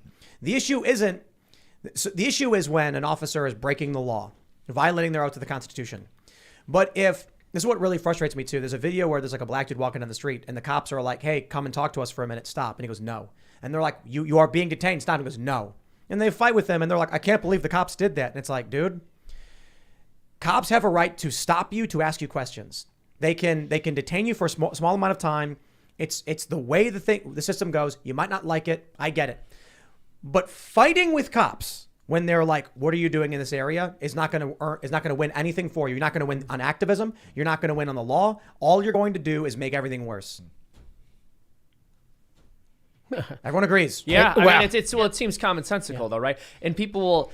So I've been thinking about this, and this is something I don't think I've really discussed on this podcast. No, actually, we did kind of talk about this the other day, but it makes sense in a very polarized environment where people have very different opinions that we're going to end up disagreeing on things at such a fundamental level that there are certain issues where we won't be able to reach a compromise, right? And so whether you're talking about abortion or homosexuality or any of these other issues, when it comes to police, these are not matters of principle. These are case-by-case situations that have to be investigated, right? Yeah. If you hear a police officer shot someone, it's not, I'm for that or I'm against that. It's, Right. all right, well, let's look What into it happened? and see what happened. But for whatever reason, we are in a place in this country where people will hear that a police officer shot someone and they will immediately know that he is guilty. And not only that he's guilty, but if the person was a minority, that he was guilty and he did it because that person was a minority. That is insane. There are stories that I think should be pointed out, but people need to be careful not to conflate the outliers and the accidents. So there's that one famous moment where a guy gets pulled over, a black dude gets pulled over in a van. He gets out of the vehicle. He's like, the cop says, get out of the vehicle. He gets out. And the cop says, show me your ID. And he goes, okay. He turns back into the car and the cop just shoots him. Jeez. And the cop was like, he was going for something. It's like, It's a problem. You told him to get the ID. Right. You have someone mentioned Philando Castile. Are you familiar with this case? Yeah. He was legally allowed to carry a weapon. And the cop panicked and shot him. There's another issue of like he shouldn't have been shot, but he was also smoking pot while he was driving. So that kind of muddied things up. But he shouldn't have been shot. It's not a death penalty offense. The issue is, how do we deal with these accidents and outliers? I think the challenge is we need to actually have a sit-down conversation. We need to analyze what causes these and then figure out, is there something we can do to make sure they don't happen while making sure cops are safe when they do their jobs? Yeah. There's not a cop that I've ever spoken to that agrees with what Derek Chauvin did to George Floyd. Yep. Same. That they would agree with that, and he should go to prison. But gentlemen, there are hundreds of thousands of stops made, up to millions, each and every month. Yep. Each and every month on traffic stops. And you're going to find law enforcement officers that make judgment calls, and they could be the wrong call. You're going to get some that are going to get scared. You talk about Uvalde. Now, why did those guys not go into that building? I don't know, but the point is it's a very, very difficult job, and everybody should go through what that media person went through. Yeah. You know, we have police academy training, Citizens Police Academy. It's a FATS training, and they go through it and they realize it's just not as easy as it just seems. Like you just. So the point is that there's very, very few officer-involved shootings today. I mean, come on. When you look at the number of contacts with citizens today, very few result in police officers firing their weapons, and when they do, they're scrutinized before the damn bullet even hits the. It's just crazy. I think it's 375 million interactions per year, something like that. And out of that, there were, I think, 9 unarmed black men killed in 2019. And even that is a little deceptive, right? Because first of all, it's possible to shoot someone who's armed and for that to be unjustified, but also it's possible to shoot an unarmed person and for that to be justified. Right. So when you look into these unarmed cases, one of them from a couple of years ago I was looking at was he was strangling an old lady and then went to attack the cop. It's just insane. So even if you hear the words unarmed black man shot by police officer, you don't know anything about the story until you know something about the story. You see that viral video where the guy's coming at the cop with a knife and he's backing away for like 30 seconds going, no, no. But then the guy grabs his partner and he goes, no, no. And then he starts shooting the guy and the guy gets shot and he gets back up. He gets back up. He gets shot because he's coming at the cop. Then after being shot, he grabs his partner and then the cop shoots him in the head. Yeah. It's like people, you know what I think? One of the issues is it's the algorithmic psychosis, I call it. Let's say you're 10 years old and the year is 2012 and you open up Facebook and the only thing you're seeing is police brutality videos. Yep. Remember that song where it's like, this is what you get when you call the cops. And it's like the guy rapping. Or it's like, it's a really good song. But it's like Facebook recycles those videos because it gets clicks and people make money. So then other people recycle them. Reddit was doing the same thing. 10 years goes by where you're 10 years old watching these videos and for 10 years it's all you see. You believe that is the world. Oh, bro, that's what I was telling you before. That's why literally at 40 years old, it's like the first time I'm talking to conservatives or law enforcement and by the way, all the law enforcement friends I have said the exact same thing that you said about the George Floyd murder, where they were the most horrified. And I think if we got rid of this us versus them mentality, and then we could let the good cops speak up and be like, that shouldn't have happened, and then they go continue to be good cops. I think there are issues, but I think with 375 million interactions, we're talking about like a microscopic fraction of error. Yeah. And so there's something else that I refer to as the scaling problem. And I'll put it this way. Most of you if you watch consistently, you may have heard me say it. Let's say iPhone gives out 100 phones to these celebrities, and 1% of those phones break. Nobody cares. One celebrity comes out and he's like, hey, my phone broke. And they're like, oh, that sucks. Let's say they give it 100 million phones and 1% break. Now online, trending, 1 million tweets, broken phone. And like, whoa, all these phones are broken. It's the same failure rate. So if you have, 375 million police interactions, the margin of the acceptable margin of error decreases as time goes on. If you had 100 cops in the United States and 1% brutalized someone, that's one cop. People would be like, it was just one cop. Who cares? I'm waiting for... you get 100 million cops, and now you got 1 million police brutality stories. People are going to lose their mind, which means you've got to reduce the margin of error as you scale up the size. Yeah. That's impossible to do infinitely. And Tim, it seems like the answer to this problem we have with police brutality is that we're going to defund them. Matter of fact, not defund them. We're just going to completely abolish them. But I think a solid majority of the American people support the men and women in blue. It's that small group that's out there just raising Cain and just causing problems. Well, I can. Oh no. Well, I was gonna say I can speak as someone who, during the emotion of everything that happened with George Floyd, I was listening to a lot of the defund the police people until I moved to Texas and I started talking to more police. And police were saying, "Hey, dude, we don't like what happened either. We actually, if you defund us, that's less training. Right. And we actually need more training and we need more resources. And what you're going to do if you deplete us, now we're working more. I have a buddy on SWAT. We're working more hours. We're understaffed. It's like, you think that's going to help judgment? Jamie, would you do your buddy's job for $70,000 a year?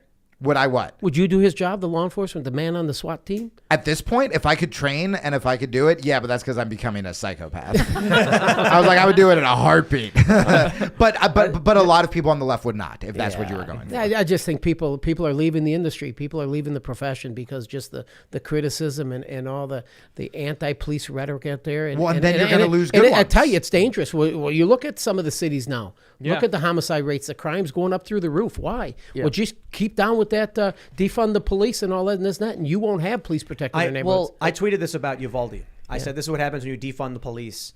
And then everyone was like, they were well-funded, you're wrong. And it's just like, you need to understand the subtlety here.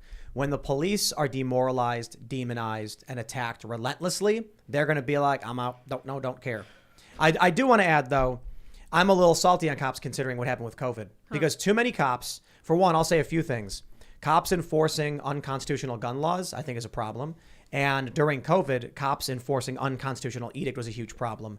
And the one thing that was a big wake-up call for conservatives and why a lot of Trump supporters and conservatives soured on support for cops was because we saw cafe owners, salon owners, while the Democrats... Gym owners, yep. Yeah, gym owners, huge. Attila's Gym. Mm-hmm. When you had the Democrats releasing prisoners and inmates who commit violent crimes and then taking business owners and putting them back in...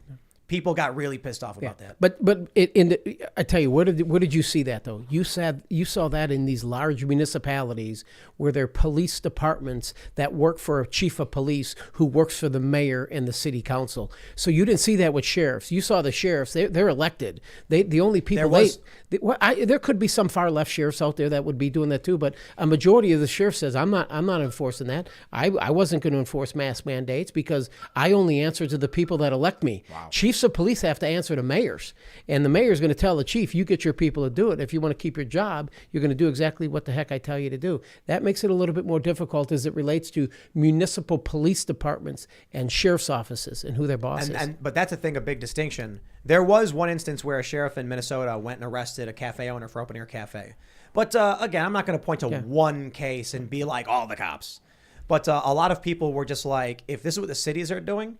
So my attitude is kind of like, if New York wants to abolish the cops, let them do it. I don't live there. Let the people see and you see how it's going. But I do kind of think maybe an easy solution is cops should be elected. Like, you shouldn't have a chief of police who's appointed by a political individual who then has his job held over him. We should vote for who the police chief is. Well, they don't survive very long. Chiefs of police, their tenure as chief is because a new mayor comes in, he wants to bring in his own his own buddy. Well, there's always a cop that they have to deal with who doesn't play by the rules, and he's going to retire soon, and then they get into it. And I was hoping someone picked up on that. I was really proud of it, and as I was saying it, I was like, "Oh, it's dying." It's very, but no, you said something earlier about how you think most people actually do support the police. Part of why I would agree with that is because people as spineless as Joe Biden during his State of the Union address were willing to say, Seamus. well, we need the police to be well funded, which is what Joe Biden said during his State of the Union address. No, don't defund them, defend them. Like, oh, right, interesting. right. Yes, yeah. So this is becoming a safe position in the polls. I'm sure it always has been, but it's something Democrats are even willing to say at this point. Well, when people are watching violent crime skyrocket, some dude pushed a woman on the train tracks in New York. Oh, People don't want to live there, man. Yeah. You know, it's just, and it's not just in New York City. It's all the cities. Crime is through the roof.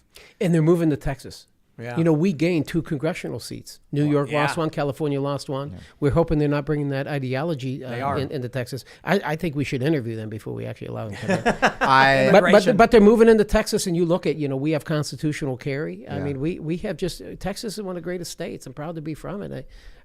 I moved from LA to Austin, and everybody I met was like, how are you going to vote? How are you going to vote? You're going to change. If you're going to come, how are you going to vote? But then the worst thing I saw was there's a bumper sticker that says, don't California my Texas. And the first time I saw it, it was a dude with a Florida license plate. And I'm like, come on, man. Like, You're in the most liberal city in the whole state. Oh, I know. Travis County. I mean, it's horrible. Austin is very, very, very different. It's all just wellness podcasters. Yeah. It's terrible. Yes, sir, it is. So here's the issue with Texas. Everybody was telling me, like, you guys should move there. You guys should move there. And I was just like, no way. Because Elon Musk, he's cool, right? But when he moves and builds a factory in Austin and relocates his California employees, those people are progressive. They're liberals. So it's not just about Joe Rogan and Elon Musk. It's about everyone they bring with them. And then when, Jamie, you end up moving there. Hello. You got Michael Malice. You get these prominent individuals, comedians and podcasters. Then the periphery of those groups are going to come as well. And then California moves to Texas. Right. People were like, no, it's good that these people are moving because they're helping Texas and they're making it red. And I'm like, maybe. But what's going to happen is a California conservative is a far left Texan. Yeah. And they come in and they'll vote Republican because they don't like California leftism, which is coming to Texas, and they'll make Texas moderate, not Republican. Sure. Eventually, I mean, but look at 2020. Trump won Texas by 600,000. You saw the congressional race we hear. I think is Texas 34. First time ever in the history have we seen a female Mexican born in Mexico become a member of Congress. So I think many of the policies of the left with the border and everything else, people are, I think we're going to do very, very well in the state of Texas here in November. It's going to be a bloodbath. I am sick of Republicans playing identity politics. Yeah. No, I'm just kidding. Yeah. So what happens in 2022? You think by November it's going to be just, like, you think the polls are wrong and it's going to be a crazy blowout we've never seen before, a Republican supermajority or something? Yeah, I think you'll see probably gaining 30, 35 seats. We're at about 212, 213. We'll probably gain 30 to 35 seats. And that's a big number. I think it actually could end up being better than Republicans realize. It could. Because if the polls have been consistently skewed in favor of Democrats, and right now in the generic ballot, Republicans are up about 3 points, they're probably up 10. Yeah. Then you look at, interestingly, Real Clear Politics has the toss-up seats, and I think 28 of 32 toss-ups are Democrat held. So it's just like, it might be way bigger than people realize. I wouldn't be surprised if it was less than we realize as well. I don't know. No idea. There's still a few months to go here, so yeah, let's just wait and see what happens. But let's talk beyond that, though. What do you think? You think Joe Biden's going to run again? Well, I hope he does. I really do, and I'd send him $25 if anybody knows his mailing address. I'll send them $25. She's worse than he, but I think the Democrats are in trouble because I don't think they really have a candidate right now, and so they got nobody. That's why they're so desperate to try and bring Trump back to life. Yeah, and I think right now our country. When you look at when Trump was president for the 4 years, I mean, we didn't have all these crises. I mean, just name one or two. I mean, COVID was difficult, but I thought he handled that quite well with the vaccine in record time. But I think we need him back in 2024. I think this guy, Donald Trump, in my humble opinion, loves this country more than just about anything. But what about DeSantis? Do you think You think Trump would be better? I think DeSantis should keep his powder dry till 2028. I mean, he's a relatively young man. He's mid 40s or so, and he's been he's a member of Congress. I think he's been governor now for 4 years, and I just think in 2028 he'd be great. And there's competition going back and forth with our governor in Texas as well. Who's gonna get that base? Who's gonna move her further right? But I just think everybody should just bow out and just let Donald Trump come back. He will be the Republican nominee, and he will beat anybody. I want to hear 2 words from Donald Trump the moment he gets inaugurated. You're fired. Yeah, You're fired. beautiful. 2 words. Yep, I want him to just fire all of these bureaucratic, administrative state trash people in D.C. We have a lot of talent. I mean, when you think of Ron DeSantis and the great things he's doing in Florida, people love him. So I think we have a lot of good talent out there, and we have people in the wings in the future. The Democrats are just struggling. Who, Cory Booker? I mean, who do you got? The Democrats are just struggling. They don't have Newsom. anything. Bernie? Crazy Bernie? Give me a break. I do like Bernie better than Newsom, to be fair. Well, Bernie, if there was any Democrat, I'd rather have Bernie, but I think Bernie's a sellout, so I think they're all bad. What is it specifically about Trump that energizes you so much? Is it that he was an outsider, or was it him before he ran for president, or the way he governed for 4 years that you liked The so way much? he ran, he had 14 people on that stage, and he just picked them off one at a time. He's just real. I thought he brought a lot of humor. He was kind of funny. I mean, nicknames, and people don't like the way he calls names, but overall, and I tell Sleepy you, Joe. when he come up with build that wall, that really energized his campaign. And so I just think that you can't buy him. You can't buy Donald Trump. He has all the money. There's no special interest going to get him. And just the way he ran the country, he deserves a third term. Are you familiar with the Tales from an Economic Hitman, that book? Oh, yeah. So you've heard of this? Yeah. If Luke were here, he'd be able to educate us properly. But the general idea is this guy said that he worked for the intelligence agencies in the U.S. and what they would do is they would go and try and bribe a country and say, like, here's what the United States wants. We'll give you all this stuff. If you do it, the IMF will come in with loans. And then if the president or the government said no, then they would try and take out either politically or through assassinations. And if that didn't work, invasion. That's what he claimed. I think about those stories and I'm like, whether or not they're true or not, you look at Donald Trump. He gets elected. They didn't think he would. He has these meetings. They probably were like, Trump, play ball with us. Here's what we're going to do. And he went, no, we're doing it my way. I don't want to do it. And then they try to remove him via, a legal process, Russiagate. That doesn't work. So what do they do now? Executive action. Now they're going with the January 6th, the law enforcement stuff, the accusations, the DOJ, the FBI raids. So they've escalated to the point where they're like, we are going to use the force of violence against this man to stop him from running. I got to reread that book now. Yeah, it's crazy. He was talking about like Panama and stuff. And it wasn't like a small conspiracy book. It was a New York Times bestseller. It was, Right. But And it was a guy. listen, I got a lot of people, they don't like his tweets. They don't like what he said. They don't like maybe some of the stuff he said about John McCain and when he was a prisoner of war and all that stuff. Right. And I tried, there's some other things, but I've always said, you guys, you're not electing your neighbor, and we're not electing the Pope. Right? We're electing the President of the United States. And when you look at his policies and the results of those policies, Ukraine would be the prime example. Obama went into 2014, went into Crimea, right? Nobody went into Ukraine under Donald Trump, did he? Putin didn't go into Ukraine under Donald Trump. Now and so you have our adversaries that are taking and exploiting our weakness, and we have weakness in our president today. Donald Trump ran this. I mean, just look at how he kept Russia in check and how he kept China in check. I mean, Look at no invasion from Russia while Trump was president, despite Crimea. Then all of a sudden, Trump gets in and Putin backs off. I understand. So I just think, listen, I'm a Trump guy. I hope he comes back. He doesn't drink, doesn't smoke. I think he's very healthy right now. I've had opportunities to visit with him a couple times, and I think this country needs him more today than ever. Man, you know what would help? You should tell him to come on the podcast. That would help. Well, I think we're actually setting that up. There you go. No, for real. There we go. Yeah, we'll have to go up. He'd like you guys. Oh yeah. Oh yeah, we're fans. We're good And hang. the thing about it is, he wouldn't have to dress up. Well, I don't know if Jamie's a fan. I'm not wearing shoes. I used to, but it wasn't appreciated. Seamus, I'm just kidding, buddy. I think. But by the way, if he agrees to be in the vlog, I'm a fan. Yeah. He gets my vote. That would be great. That'd Get be Trump to do so like a simple fun. bit. I mean, he was in Home Gosh. Alone, Yeah. that'd be cool if he was in New York. So I don't. A lot of people who are Trump zealots. You know, they're just like, Trump's the best. He can do no wrong. I'm like, Trump's pretty good. He's all right. I didn't vote for him in 2016. In 2022, I did. I said, you can't deny the successes he's had. Getting rid of the Trans-Pacific Partnership was the right move. Every activist in the world, every activist in the United States were complaining about TPP.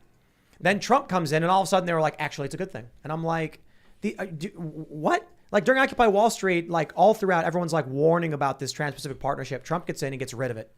Donald Trump, no new wars. Starts bringing our troops back from the Middle East. These are good things. I was talking to someone and they told me, it was all nonsense. He's trying to be buddy with dictators and blah, blah, blah. And I was like, what does that mean? And they're like him and Kim Jong-un. And then I said, Donald Trump crossed the DMZ into North Korea with no security detail. And they're like, yeah. And I'm like, that is one of the most profound acts of leadership someone could take to try and end a war.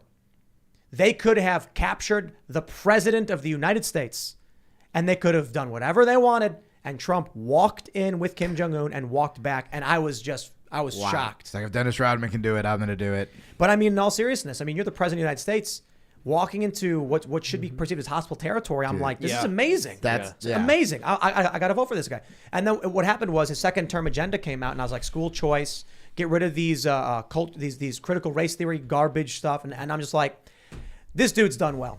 He deserves it. I talk about this all the time. I scream about it on my podcast and Twitter and all that stuff. People need principles, not teams, right? If you were mad when George Bush had drone strikes that killed civilians, you should be mad when Obama did it. If you were mad when Trump did it, you should. If you thought,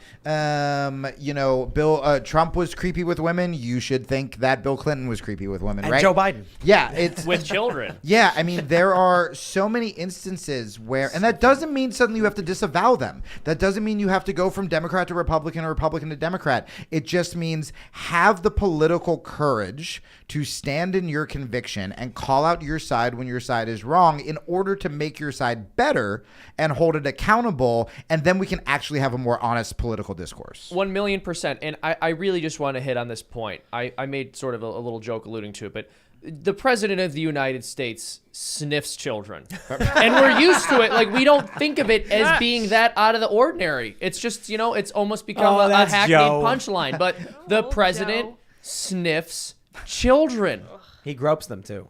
It's disgusting. You see the picture? Wasn't there a video where like he pinched the little girl's nipple or something? What? It appears that most people too, they look him at like a grandfather figure and they almost kind of feel for him like this is Grandpa Joe. Remember when he kissed and it's his almost like they granddad on the excuse lips? it. It's so weird. Yeah. Remember I just think about our country.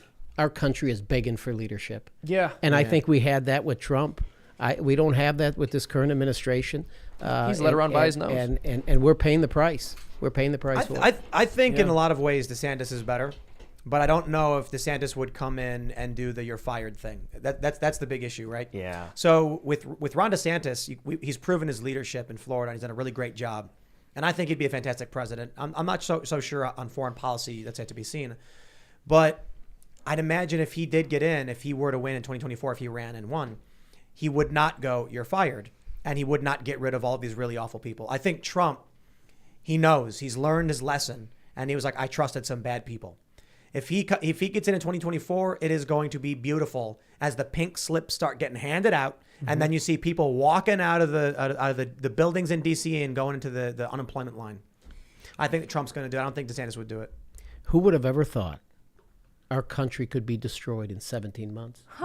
17, 18 months. He's destroyed this country. So it's going to take a full 4 years of Donald Trump to come back and try to fix these issues. And oil and gas is so important in Texas. And, now you have $5 fuel, inflation 8.5%. So I love, sorry, I was going to say, I just love the meme where the left says, Joe Biden doesn't control gas prices, idiot. But Joe Biden's going to enact policies to lower gas prices. Right. Yeah. It's like, what? So did he enact policies to make them higher? No. But he can make them lower. Okay, dude, whatever. Well, and so I try to keep a sort of a larger perspective. And so, under the Obama administration, I remember thinking like, I really, really don't like Obama, but, we had FDR, we had Woodrow Wilson. Maybe Obama isn't the worst president we've had. Joe Biden may actually be the worst president in all of American history. Yep. I mean, at least the really, really bad ones like Wilson and FDR knew what day of the week it was. Jimmy Right. Carter will appreciate that. Yeah, Jimmy Carter. I mean, even Carter. I would say Biden's worse than Carter. Granted, I don't know as much about Jimmy Carter, but he's really bad. I mean, there's something.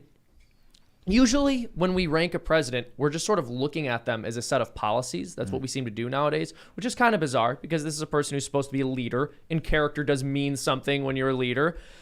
But with Joe Biden, it's not just that all of his policies have been horrible for the country. It's that he is experiencing serious cognitive decline. Like the man's brain doesn't work. Let's do it. We got this story from the New York Post. Oh, you were so excited about this. You take your Yes. seat. Very specific Yeah. cheat sheet reminds Biden how to act. Look at this.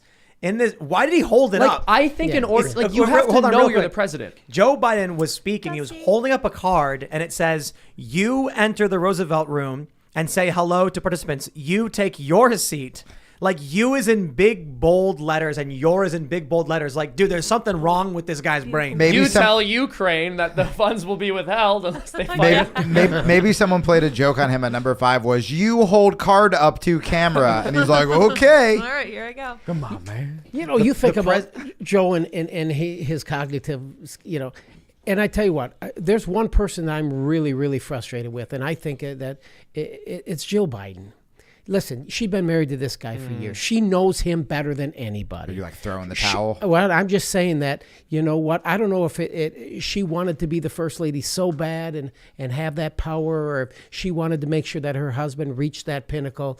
But I'm really frustrated with her because she knows her husband better than anybody, and she knew he was going to be like this, Yeah. but she didn't care. And now the American people are paying for this thing because of what? Because she wanted to see her husband accomplish something, or maybe this was more about her becoming, the first lady. But she a doctor. Shameful. That's right. Shameful. I mean, the Democrats hated Trump so much. I remember everybody I used to hang out with, we weren't fans of Biden. Biden was part of the corporate left, and suddenly these same people were doing everything in their power to elect a guy who we knew, I didn't vote for him, but we knew would not be good. I didn't know Hillary it would be Clinton. this bad, but Clinton, same deal. It's like we were hating the Clintons forever. And now you're acting like you're a sexist if you're not going to vote for her. Occupy Wall Street was anti-Obama. The people down there Oh, were yeah. like, Obama's trash. Yep. And then it's like 2016 comes around, and they were like, we've forgotten all about that. We like him now. Hope and change, baby. Yep. Yeah, no, that's a very good point Well, about I Joe tell you Biden, what. though. I mean, she should know, right? This man has literally lost his mind. He's lost. It's just, why Dr. did they Jill. pick it? It's insane. Doctor. Dr. Jill, I'm sorry. They used to joke about Reagan, and they would say, towards the end of Reagan's presidency, he experienced some cognitive decline, and that was sort of a little jab they'd make at Republicans. Look, a person you elected back when they were mentally healthy ended up experiencing cognitive decline. How irresponsible is your party that he wasn't immediately removed from power? During the primaries, Joe Biden was clearly demented or suffering with Alzheimer's. Yo, his teeth fell brain out. was not functioning at like any point. And I say this, like, look, if I was discussing any other senior citizen experiencing cognitive decline, I would probably take a more somber approach to this. But this is the president. stop. And they knew this. They put the man in this position knowing his brain does not work. Stop being ageist and ableist, Seamus.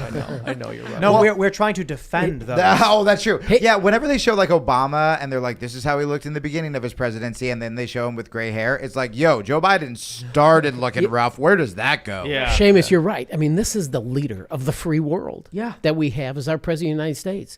And the media covers for him.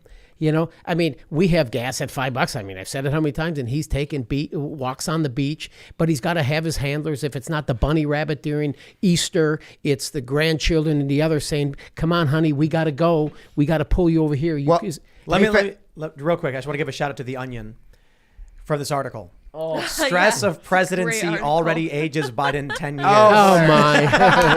Oh my. There it You is. got to give him credit where credit is due. There I it guess is. so. There Yeah, it And is. he should really be ashamed of this inflation in gas being $5 a gallon. I think it was like 2 cents a gallon when he was a kid, right? Yeah, They were still honestly. dinosaurs when he was a kid, to be fair. They They were weren't still ready walking yet. around. Yeah. Had been crushed into crude oil. But no, it's shameful. It's Dinosaurs shameful. aren't And oil, Seamus. I know it's the plant life. That was, but people say dinosaurs. We don't It's a funny support the little fake news punchline. on this show. I know you're right. For a joke. Thank you, Ministry of Truth. You're gonna sing me a musical Biden's about it. dinosaur. That's a joke. Yeah, exactly. He's very. My joke was that I didn't mean to spread misinformation about oil. I'm saying that Joe Biden is old. All right. Are we there? Okay. He's there old, we go. everybody. Ba-dum, boom, zing. Yeah, Tim is getting on me for being factually inaccurate when I'm morally correct. Well, There you I was go. reading Snopes earlier, and I was just thinking, like, I shouldn't let Seamus get away with these jokes. This Right. misinformation. It's misinformation, yeah. No, it's troubling, and I think there's something to be said for the fact that no, Joe Biden is not the sole culprit here, but he was part of the establishment that led to all of these problems. It's not like he's It's- just some fall guy who had nothing to do with this. That card he's holding up, we Yeah. are literally in Weekend at Biden's. I know. Yeah. Yeah. It's True. exactly No, what's that's going what on. it is. They're, Oh, they're, that is they're so- holding up his. Someone would just like. Wouldn't it be funny if someone was just always standing next to him, just like unreasonably close? You're like, what's going Can't on? see their arms. You can't see their arm. What was his one word that described America? Do you remember this? It's like there's a one great word word. that describes it. It's the but no. Shooter. Guys, maybe that's why he's getting so close to the kids, is the kids are whispering him his lines he forgot. Oh, I see what it is. So Okay, there that you actually go. makes I figured sense. it out. Yeah, You're there you welcome, go. Joe Biden. I like that. Let's see the press secretary tell us that. Oh, here we go. There's It's nothing that they can. Yeah. Here we go, here we go, here we Hold go. on, guys. This is important. That's very important. America's Oh wait, I gotta fix the Oh, audio. sorry. I always have the audio set Shit, to the that wrong was thing. me this Because you time. guys need to know. You guys need to hear. Here we this go. You quote. ready? a nation that can be defined in a single word. I was going to put him. What is? That's a And then he ends up saying, at the America's foothills a of the nation Himalayas. that can be Yeah. defined in a single word. I was going to put him. What? Oh, this poor old guy, Oh, man. how did Here's the that he thing, and wasn't I so would corrupt, feel I'd feel bad for bad. him. Yeah, I would feel Right. bad for him if, like, all right, first of all, if he wasn't a horrible person doing horrible things who should have stepped down. And also, If you said like if we I weren't want, being gaslit about this, he has a speech impediment, excuse me? That's what a lisp does? No, wrong, incorrect. His brain is not Incorrect. functioning. if you saw Also, he's a Hold on. plagiarist. Some British politician probably had this gaff first. That'd be funny if it. Why are they One even way of talking about a describing it. second term though? Yeah. He's actually, I don't think he's denied it. No, he He's, hasn't. he's claiming he's gonna run. I mean, yeah. So think about that now. That- the current condition he's in another that is 3 years. insane. That is insane. Yes. Are they just hoping that this country is so tribalized that people will vote for him? Well, that's what happened the first time. That's Well, what happened the now. first time people hated Trump. Maybe they're hoping they can do a repeat, but I really doubt it. I think the $5 per gallon thing really irked some people. Yeah. I like the joke I was making earlier. I really doubt you're going to go to a gas station and someone's going to be like screaming, and it turns out they're screaming over January 6th. January 6th, yeah. No, it's a pseudo. No, there was actually breaking news. Biden plagiarized his gaffe from a British politician. The one thing we can say about English. True and Nana. Trinidad Shabbat pressure. True pressure. Trinidad Shabbat pressure. Do you remember that? Remember that one, Troy? No, I can't say I have, but I do know this is that they actually feel that that he has a chance when he comes back. I really believe that. That if he would seek another term, It's and if you delusional. look at what happened with the election in 2020 and the way that thing was handled and managed, and you start giving everybody ballots, and Yeah. you could see. I mean, All he, right. I wasn't. I'm gonna play- wait. I'll lead an effective strategy to mobilize true international effort to pressure. Oh boy. I wish I I'll knew what lead an that was. effective strategy to mobilize true international effort to pressure. No. The best part is they're clapping, like when he says it. Yes, Like, we need True pressure. He said Yeah. Batacalf care.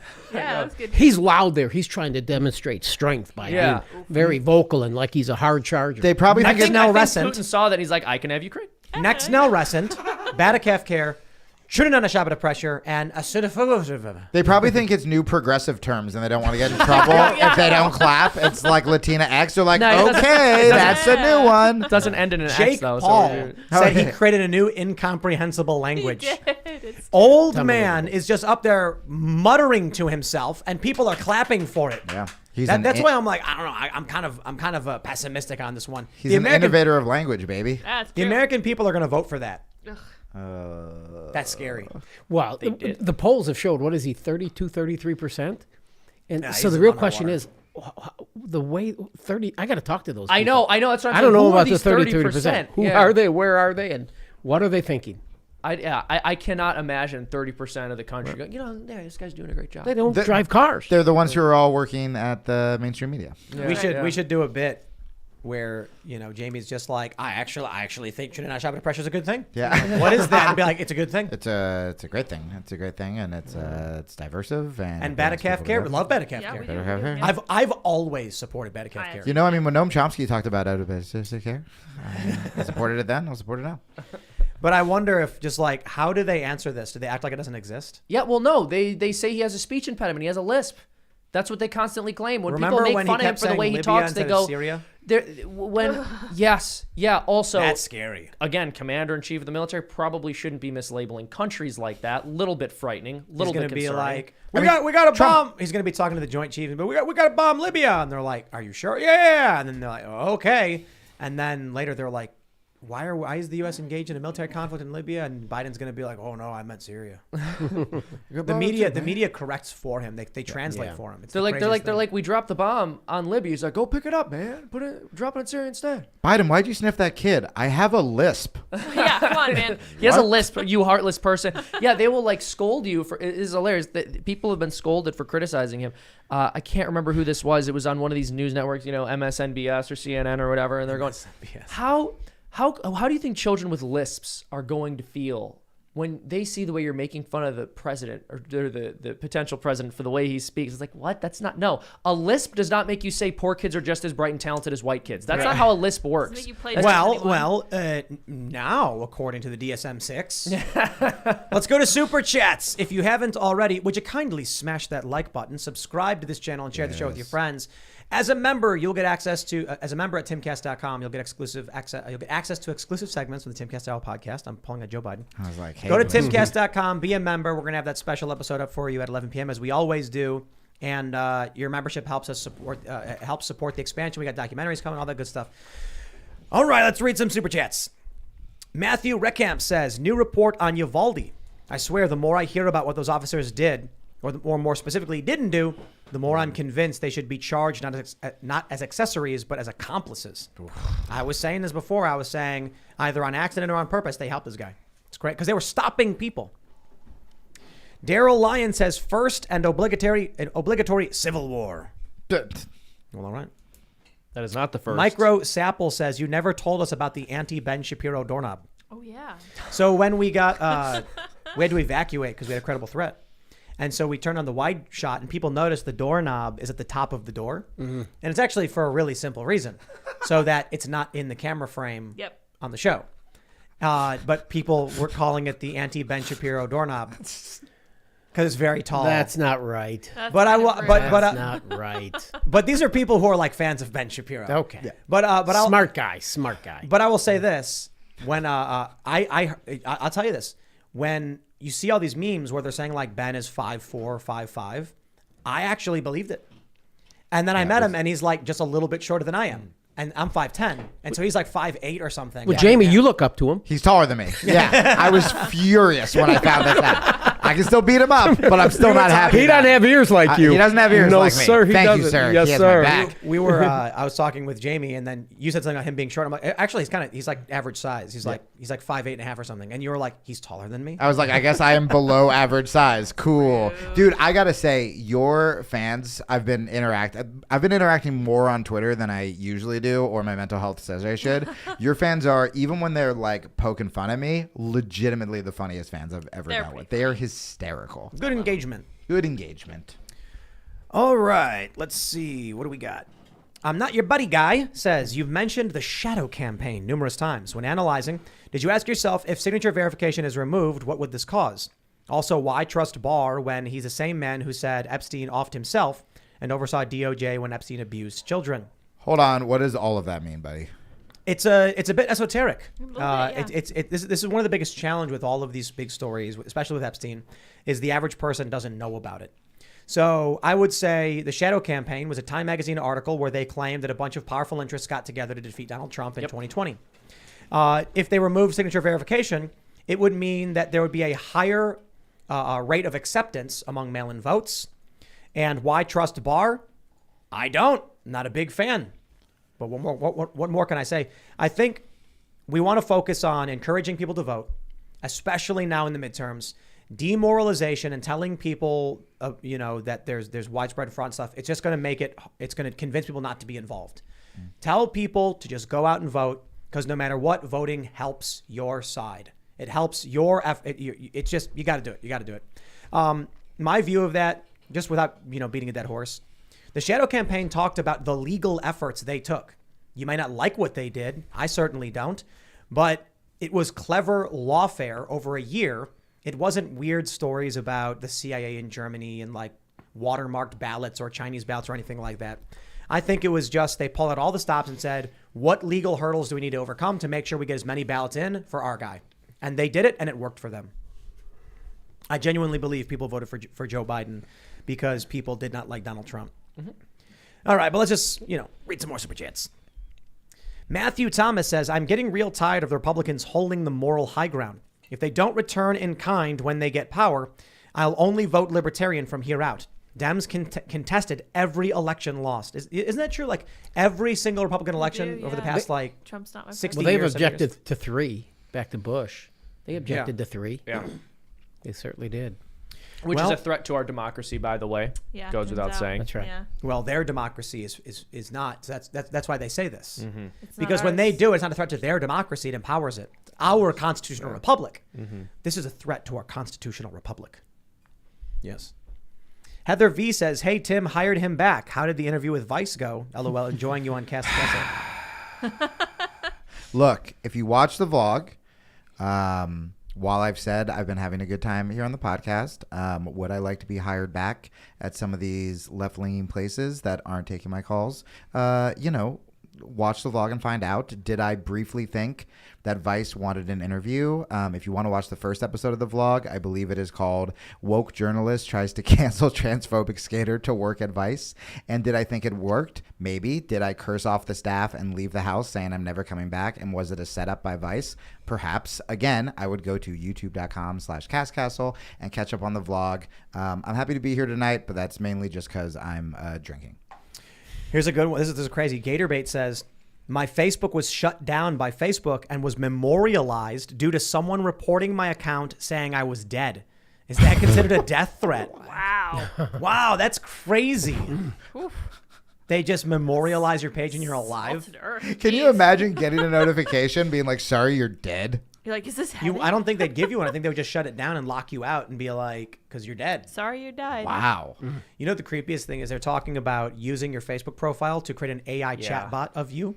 No. After you Yeah, die. so like your grandpa dies, and then you can go on Facebook and talk to your grandpa, and it'll give you answers. It'll learn from what you tell it, and it will speak back based on its memories and photos and comments and all that stuff. And your grandfather will say, I think you should purchase Nabisco products because they are the highest. Right. Tell you the great advice I always get from Pops. Facebook is good. Can your grandpa vote? Oh Yeah, yeah, that's that's the the real question. question. Oh, jeez. And then he says something like, in my time here, I've realized Mark Zuckerberg's a pretty cool guy. Yeah. You're like, gee, Grandpa, I've never heard you say that before. Stop getting mad at him for building homes in Hawaii. It's not actually a chatbot behind the other side. It's Mark Zuckerberg, and he's typing. He's like, Mark Zuckerberg rules. He is great. He is a handsome boy. All right. Gage Gosnell says, Nebraska here. Would love to see a Timcast shooting range. Might even be better if you name it after a rhino in the area. Ben's ass shooting range? What is that? Oh, an example. I see. Well, I don't know. We wanted to do a range, but it's actually pretty difficult. You'd imagine, yeah. Yeah, it's not just about having the land. It's about I don't want to be responsible for really Safety. dumb people. Yeah, exactly. So it's like we'll probably have some form of a range, but it's not going to be like any kind of substantial one or anything like that.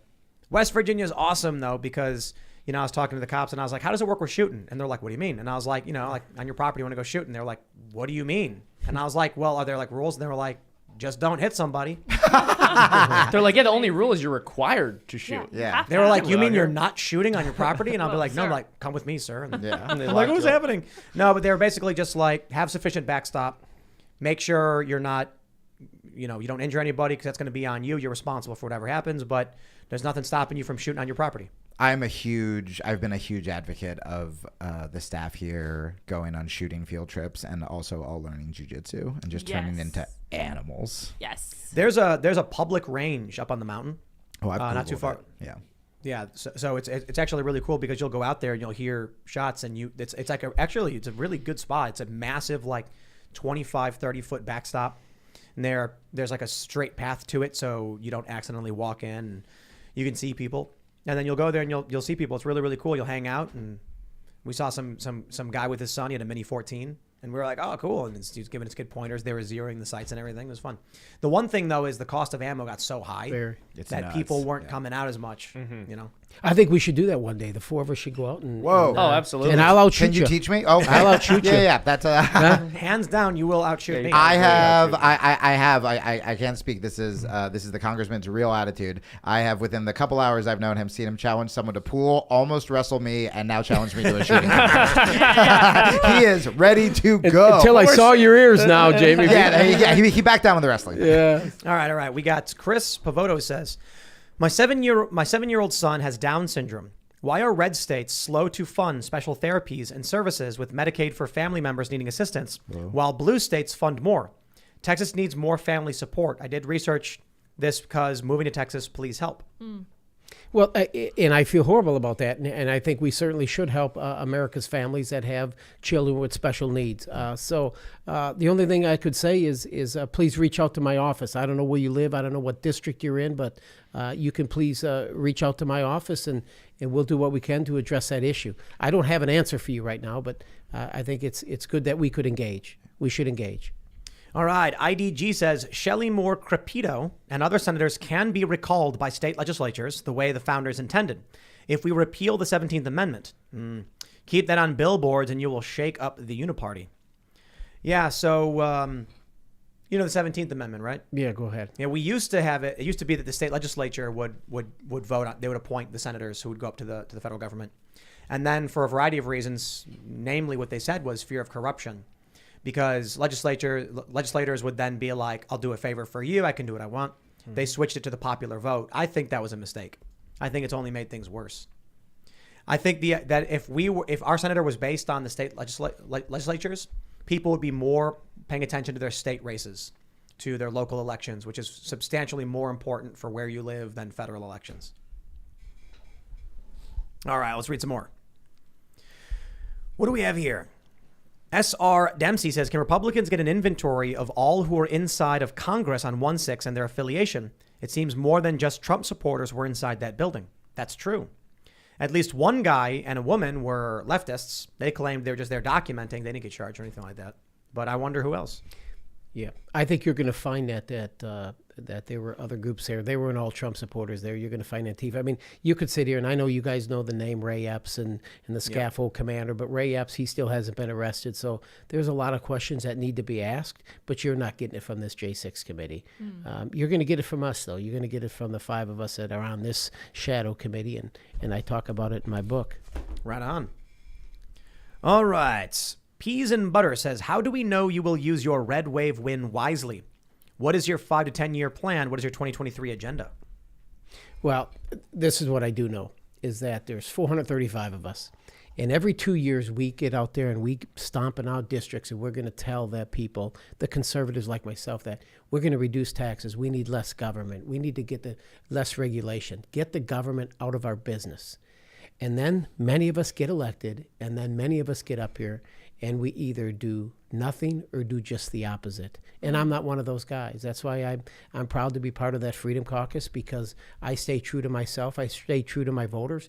And believe it or not, what that does for me is I can sleep with a clear conscience, and I sleep like a baby as a result. Yeah, we like the Freedom Caucus guys. We do, yeah. You know, I like when Marjorie Taylor Greene and Thomas Massey were talking about how they have somebody on rotation to make sure that whenever there's a vote, they call all the Congress people to come and actually vote on it. So a lot of people didn't know this until we had Marjorie Taylor Greene on, that a lot of the votes on bills are like just proxy. It's like there's a handful of Democrats and Republicans, and they're just like, meh. And then no one actually comes in and votes on these bills in Congress. So when she mentioned that she calls for a floor vote to make everyone come down, people were cheering, like, make them do their jobs. Yeah, they call that the roll call vote. There's been a lot of Yeah. proxy voting because of COVID. I think when we take over the House, I think Leader McCarthy will do away with the proxy voting. Cool. All right, where we got? Tasty Waffle says, Tim, can you clarify what the 2A Scotus ruling will mean for people, especially in California? Do we now get constitutional carry nationwide? Haven't sat down to read it yet. No. Brett Kavanaugh said states that require permits for handguns can still do so. This ruling will not affect them. Sorry. Thanks, Kavanaugh. Clarence Thomas said requiring someone to state a reason as to why they should need to defend themselves is a violation of the Second Amendment and the 14th. So this should impact California, that they have to, they are required, if they're going to have a concealed carry permit, I believe they basically have to now. If you can check all the boxes off on their criteria, they have to give you the permit. So that's fascinating. And your right extends outside the home. So this is big as well. So you can walk around with that concealed carry so long as you get your permit. Or you can move to Texas or West Virginia and you don't need one. Hey, Congressman, can I actually ask you a gun question, too, when it comes to lefty talking points that I'm sure there is a counter to that I've never heard in my life? When it comes to background checks or issues like this that happen with the Supreme Court, are those also far more or far less effective than people on the left think, where we think maybe it'll solve everything if there is a longer waiting period, if there are stricter background checks, red flag laws and things like that? Does that actually help, or is it just... Well, I don't know, Jamie. I think that 72 hours is reasonable. I do know that people that have gone to purchase a firearm that had a background check have been denied for one reason or another. So, no, I think the background checks are effective. Yeah. I mean, I know firsthand because I've talked to people that have been rejected for one reason or another. And maybe it was a criminal offense, maybe even 20, 25 years ago, and then they have to work through that process. So I believe the background checks are a good thing, and I think the American people support them. Thanks. All right. Captain Tanker Joe says, I think the diesel shortage is going to be worse than expected. I've seen fuel jump 10 to 15 cents overnight. I've seen videos of people saying they've been stopped for days waiting for fuel already. The shortage is starting already, I'm afraid. I did see some tweets from people saying that some gas stations have run out of gas. It could just be because sometimes gas stations run out of gas. However, we are hearing a lot in the news that there's going to be a diesel shortage, and that's going to result in food prices going through the roof because farmers need diesel to actually tend to the crops to harvest. So it's going to have a massive ripple effect. A lot of people tell me never to say this, but I just bought more emergency food. Just, full disclosure, I did. Yeah. Got these buckets. They last 25 years. Because my worst case scenario is, the worst case scenario is I guess the apocalypse happens. You need to eat them. The best case scenario is you got food, just eat it anyway. Yeah. They're pretty good. Yeah. All right. Wandering Mage says, during the House Judiciary meeting on the omnibus, gun control rep Nadler went ballistic at the idea of raising the draft age. He yelled about national security, but it felt like he sees us as his toy soldiers and the draft. Yeah. Oh, Jerry. I didn't hear what he had to say. I have no comment because I'd have to get more information on that. But Jerry Nadler is an interesting fella. He is the chairman of the Judiciary. I've tried to work with him to get some legislation to his committee because, folks, if you don't understand, if you want to get anything on the House, if you want to get a vote on the House floor, you got to go through the Committee of Jurisdiction. I've tried to do some things in law enforcement related matters, criminal justice reform, and Jerry Nadler just doesn't want to hear any of it. So I don't have a whole lot of love for him because I think he's out of tune and out of touch. Oh yeah, remember when he said Antifa was just an idea Yes. or whatever? Yeah. All right. Rory F says, Rep Nehls, are you re-electing McCarthy as majority leader? Why or why not? I see a lot of lobbyist money that's also going to the DCCC and major Dem bills. That's a great question. And we were talking about that the other day. And I'm a realist. And I'm telling you right now that Leader McCarthy has raised an enormous amount of money. It's record amount of money to help get the majority. And there is no other answer. Leader McCarthy, I'm telling you right now, Kevin McCarthy is going to be the Speaker of the House. and that's it. So now we just have to do everything we can to try to hold him accountable. We must hold him accountable. But he doesn't want to impeach If the Biden. American people, I don't know if he does want to or not, but if the American people, and you are going to give us the gavel back, we have to take care of it, because Republicans are sick and tired of this. When we had both chambers of Congress, when we had Paul Ryan, we had both chambers, we had Donald Trump. What did we do for our southern border? We didn't do a damn thing. Donald Trump had to do it on his own through executive order. So I just think that that the Republican Party better be very, very careful that if we don't take care of that gavel and do right for the American people and start putting the American people first, we're going to end up giving it right back, and we're going to lose the confidence of the American people. I think McCarthy said he didn't want to impeach Biden. I think that was his stance. I'm not a big fan. I'm not confident that if he becomes Speaker of the House, we're going to see a lot of change. I think it'll be once again Republicans slow rolling, Democrats going the speed limit. I'd like to see I don't know, Thomas Massey, the Speaker of the House. Yeah. That'd be a whole lot of fun. Great. But at the same time, there's the challenge of, do you take what you can get, or what do you do? I think there's a lot of people hearing that it would be McCarthy would probably vote Libertarian instead, because there's just the confidence in the Republican leadership is just, the Freedom Caucus is great, but we'll see, man. We'll see. All right, let's see. Alex Bradley says criminals can 3D print pistols with an internet connection and $300. Why is this even a discussion? Just educate. Yep, you can 3D print guns. Crazy. Plastic and what, like a nail or whatever. I feel like every time I'm on the show, I learn something that I didn't know that's going to give me nightmares. I haven't seen one. Have you guys seen one? No. Oh yeah. See, I haven't. I have to be honest. Control Pew. They're 3D printed gun advocates, and they post videos of all the time. You look at these videos of 3D printed guns, and you're like, wow, whoa, no joke. They're well designed. It's crazy. Some of them require more metal parts than others. The first, I believe, was the Liberator, and it was like it was basically a single shot 9mm or something. But they've advanced the technology of 3D printed guns, where they've got like people have been telling me like almost entirely plastic based 3D printed. You got like 3D printers have come a long way. Plus, there's also CNC machines, so it's really easy to make guns at home. Not to mention, there are those videos the guys have on YouTube where they take like 2 pipes. I'm not going to say much beyond that, but like literally 2 pipes and there's a shotgun. So, I don't know. Man. Man, we grew up digging for the anarchist cookbook. That was our big thing. We didn't have 3D printers with guns. The anarchist kids these cookbook. days. Yoder says, Tim, Ian and you guys need to look up the Battle of Athens, Tennessee, 1946. Oh, yeah, we're familiar. Justification that we need 2A to defend ourselves against tyrannical government. It would really be cool if you guys did a documentary on this. That would be cool. I don't know if it would be a full doc. It'd be a short doc, mini doc maybe. But the Battle of Athens, you guys know about it? No. Veterans came back from World War Yeah. II, and the town was corrupt and taken over, so they basically reclaimed the town. Really? Whoa, Yeah. that should be a movie. I was gonna say you can't make a documentary on it. Who That would- sounds who like a would whole be Let's film. write the movie. Yeah. Yeah. Who would play the leading role, Jamie? I mean, obviously the very tall and handsome Jamie Kilstein. Yeah, obviously. Tina Colette says, why does no one ever point out that the 2 teens who got gunned down in the Chaz were running for safety from just having carjacked the Jeep they were driving? From just having carjacked? They stole the Jeep and then they got shot and killed. I don't know, man. If Washington and Oregon were like, we want to secede from the Union, I'd be like, hey, don't let me stop you. You know what I mean? Right. Like, you guys do your thing. California, man, they got a lot of food, but yikes. What's going on in those states? The Prophet says Obama loves hot dogs.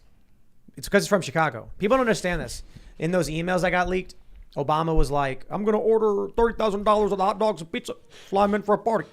And then people were like, that must be code for something because it makes no sense. And I'm like, dude, he's talking about Portillo's and Giordano's or Maxwell Street and Lou Malnati's. But it's funny. I always say this. I'm always like, yeah, I think we ordered $1,000 in pizza and hot dogs from Chicago to come here for a party because you order Giordano's online, famous Chicago deep dish, and Portillo's hot dogs. They're amazing. There's celery salt, pickles, It is true. sport peppers. Maybe he's doing it for MAGA month with us. Yeah. Well, this was back like they had a party at the White House. I know. And everyone thought it was a grand conspiracy. And I'm like, dude, if a guy from Chicago is having a party for all of his friends and he spends $30,000 to fly out this expensive food, he's rich. He's flying out famous Chicago Rich food. dude who likes Chicago hot dogs. That's cool. Oh, bro, you don't understand. Chicago has No, I know. there was a couple restaurants that were like some of the most notable restaurants in the country for selling hot dogs. It was crazy. They had like ostrich and eel hot dogs, and they had like foie gras hot dogs. So it's crazy. Chicago's got food. Yeah, man. And then you got the famous Maxwell Street. You know Maxwell Street. You get the Polish sausage with the mustard and the onions on it. And then you've got Lou Malnati's, you got Giordano's, you got Uno's. Oh, man, pizza. No, I'm hungry now. Yep. We've got a whole bunch of Giordano's downstairs thrown in. What? It's really good. They don't send it with the sauce packets though anymore. I know. That's the economy. And it looks like they're putting a layer of crust on top of the cheese. Yeah. It's not as good. They've had to make them cheaper or Weird. something. I 'cause think of that's what it everything was. happening. Yeah. Yeah, so we were ordering them for a while, and deep dish pizza, it's like a big layer of cheese with sauce on top, and you get a sauce pack to make it saucier. Now there's no sauce pack, and it looks like there's a layer of dough on top. What? We gotta just like get our own sauce or something. I don't know, man. We Can have you farm can you sauce. guys fix that if you win the? That's what we need. Make You can't deep fix dish great. Chicago. Oh, that was a slick No answer. way. That was a slick answer. Low blow. Yeah. I mean, unfortunately, having growing up there, I'm not sure that you can. It's like 80 years of Democrat leadership, and people just don't That's learn. what you get. They're like, I voted for the Democrat last time, and everything's worse. Yeah. I'm going to vote for a Democrat again. Yeah. I love Chicago. Yeah. All right, let's just grab a couple more of these super chats. All right, what do we got? Daniel Brent says the police have no responsibility to protect us. They will sit back while children are murdered, Uvalde and Parkland. Compromised institutions filled with cowards, just like the GOP. Ooh, wow. Strong Fired. Listen, I don't think that's very fair. Most of us that have served in this business for 30 years, yes, we're questioning the judgment of those officers, and they're going to have a lot to live with. There's no question about it. I don't know what they were thinking. I know they were trying to listen to the chief of police or something, but it would have been hell or high water. I would have gone in there no matter what. And you're taught in alert training. Everyone's taught in alert training that when you get to an active shooter scene, you go in even if you're by yourself. I don't care if you have a vest or a shield or a shotgun or whatever. You go in, and they chose not to. Wow. And they're going to have to live with that. And I think it's horrible. I didn't agree with their actions, but I don't think it's fair to paint us all in that type of a light. The story All that right. came out. Oh, sorry. The story that came out today. I think it came out today about the husband or boyfriend who was armed and was stopped by the police, who wanted to go in and save his wife or girlfriend who was killed. Was just gutting. Well, that grab- guy was going to be a hero. He was going to go be a hero and save his wife. One last one, and it's a good one. Gnarly Marley says, if you claim to be for gun rights, why are you not actively trying to abolish the NFA? Well, I'll phrase that in a question for you, Congressman. Are you in favor of abolishing the NFA, the National Firearms Act? No. You're not. I would have to do more research on it. All I do know is I support the Second Amendment. This legislation coming across from the Senate, it may be tomorrow. It may not be tomorrow, but I won't support it. I don't believe that, if we want to do everything we can to try to help prevent shootings and protect our children, as we should. My wife's a principal of an elementary school. We need to harden our schools. We need to put law enforcement officers in our school, trained law enforcement officers in our school as well. So I think that's a step in the right direction. But I think it's sad that the left, every time you have a tragedy like this take place, they try to exploit those deaths, and then they try to trample on people like me and my rights as an American citizen. So The NFA basically makes it prohibitively expensive for people to get short-barreled rifles, suppressors, and select fire rifles. Well, I listen. I support the idea of having suppressors because I have such hearing loss now, and so I think that listen. I support the Second Amendment, and I will continue to do so. And I don't believe that our government should be toying with this and playing with this. I tried buying suppressors and I haven't been able to get them because it's literally impossible because of the NFA. So the requirements to actually get an NFA item for me would require me to stop working. And so I get it. Like, it's my choice to run a company. Mm-hmm. But because of the rules set forth and the amount of time it takes, I'm not able to get them. I think I should be able to go into a gun store and say, I'll take one suppressor, please. And they hand it to me and I put it in a box and that's it. It's an accessory. But because of the NFA, I'm never going to be able to get one. Yeah, I've been doing this 30 years, and I've been to many, many crime scenes. I've never been to a scene in 30 years where anybody has used a gun to go out there and kill somebody that's had a suppressor on it. Really? Because they don't Not one. suppressors don't actually make it sound like pew pew like in the movies. Right. I understand. That's what yeah, So- it's all movie stuff. No, it's true. Like they base their gun policy on what they see in movies. It's insane. There's not 007s running around our country with suppressors shooting people. That sounds like 007 talk to me. But anyway, No, it's actually I'll- funny when you put it that way. It's like that is not who we're trying to stop right now. I'll keep arguing for repealing the NFA and the Hughes Amendment and restoring all those gun rights, but we'll wrap it up here. If you haven't already, smash that like button, subscribe to this channel. We are going to have more coming up for you at timcast.com. It will go up at about 11 p.m. It's our members-only show, uncensored, not family-friendly. We got a lot more to talk about. And so you can follow the show at Timcast IRL. You can follow me at Timcast. Congressman, would you like to shout anything out? Yes, if I could, I've enjoyed this. This has been great. Thank you for all the listeners. And I'd like to plug my book, Nehls, Nehls with an S, NehlsForCongress.com, and pressing the pre-order my book located in the main menu. It talks about January 6th, my activities there, talks about the summer riots, talks about 2020 election and everything else. And I think you would really, really enjoy it. It's an easy read with pictures. Oh, good. Right on. I need those because I'm a cartoonist. And speaking of which, I make cartoons at a YouTube channel called Freedom Tunes. We just released one today. I think you guys will really like it. It's about the woke Christian Inquisition. We also just launched a website to help us get independent from platforms like Patreon and other big tech platforms. So freedomtunes.com, become a member, $5 a month, get an extra cartoon every week, and help support us get independent from big tech. Thank you very much. You guys can follow me on Twitter at Jamie Kilstein, on Instagram at the Jamie Kilstein. Legitimately, the conversations I've been having with all of you have been the most fun I've had in a very long time being in the public space. So I appreciate it, whether you agree or disagree with me. You can check out the podcast at JamieKilsteinPodcast.com. It's called a F-Ups Guide to the Universe, where we talk about mental health a lot, tribalism, just being a good person, and also admitting to your flaws, giving advice, all that kind of stuff. And then this Saturday at the Beacon Theater, you can see me and Tim, Tulsi Gabbard, Ian, Zuby, James O'Keefe, all sorts of people from the left and the right debate, do stand-up comedy. It's a really important event. And if we can pack this out, we can have more events. And I don't work for that company, for Minds, but they can have more events that promote free speech, that promote uncensored comedy. Ryan Long's also going to be doing stand-up, who's hysterical. So that's Saturday at the Beacon Theater. You can get tickets or apply for free tickets at festival.minds.com. Yeah, it's going to be a lot of fun. There's also going to be Tyler Fisher and Chrissy Marr doing comedy between the panels, I believe. It's going to be so awesome. I'm really looking forward to it. Never been to New York City. I'm about to change that, and I'm hoping... Whoa, it's your first time? Yeah. That's amazing. No, I'm really excited. It's going to be a really fun time. I'm hoping it lives up to my expectations. I'm sure it won't in this economy.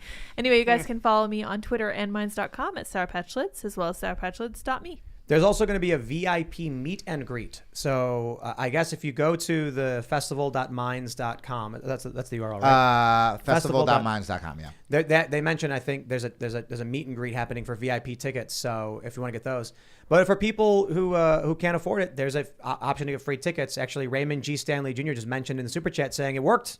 The free tickets actually works. Awesome. Let's so go. the idea is it's very expensive to put on an event at the Beacon Theater. You got to understand that. I mean, one of the most historical theaters of all time. Yeah, it's massive. It's like 3,000 seats. And so that's why the tickets cost what they do. But because of COVID, we're really trying to get as many people to come out as possible. So one of the reasons that it is so expensive is because they have great security. So I'm really not concerned. So whatever happens on Friday, and then I'm sure we'll be fine at the event. So come on down. All right, everybody. We will see you all over at timcast.com. Thanks for hanging out. Bye, guys.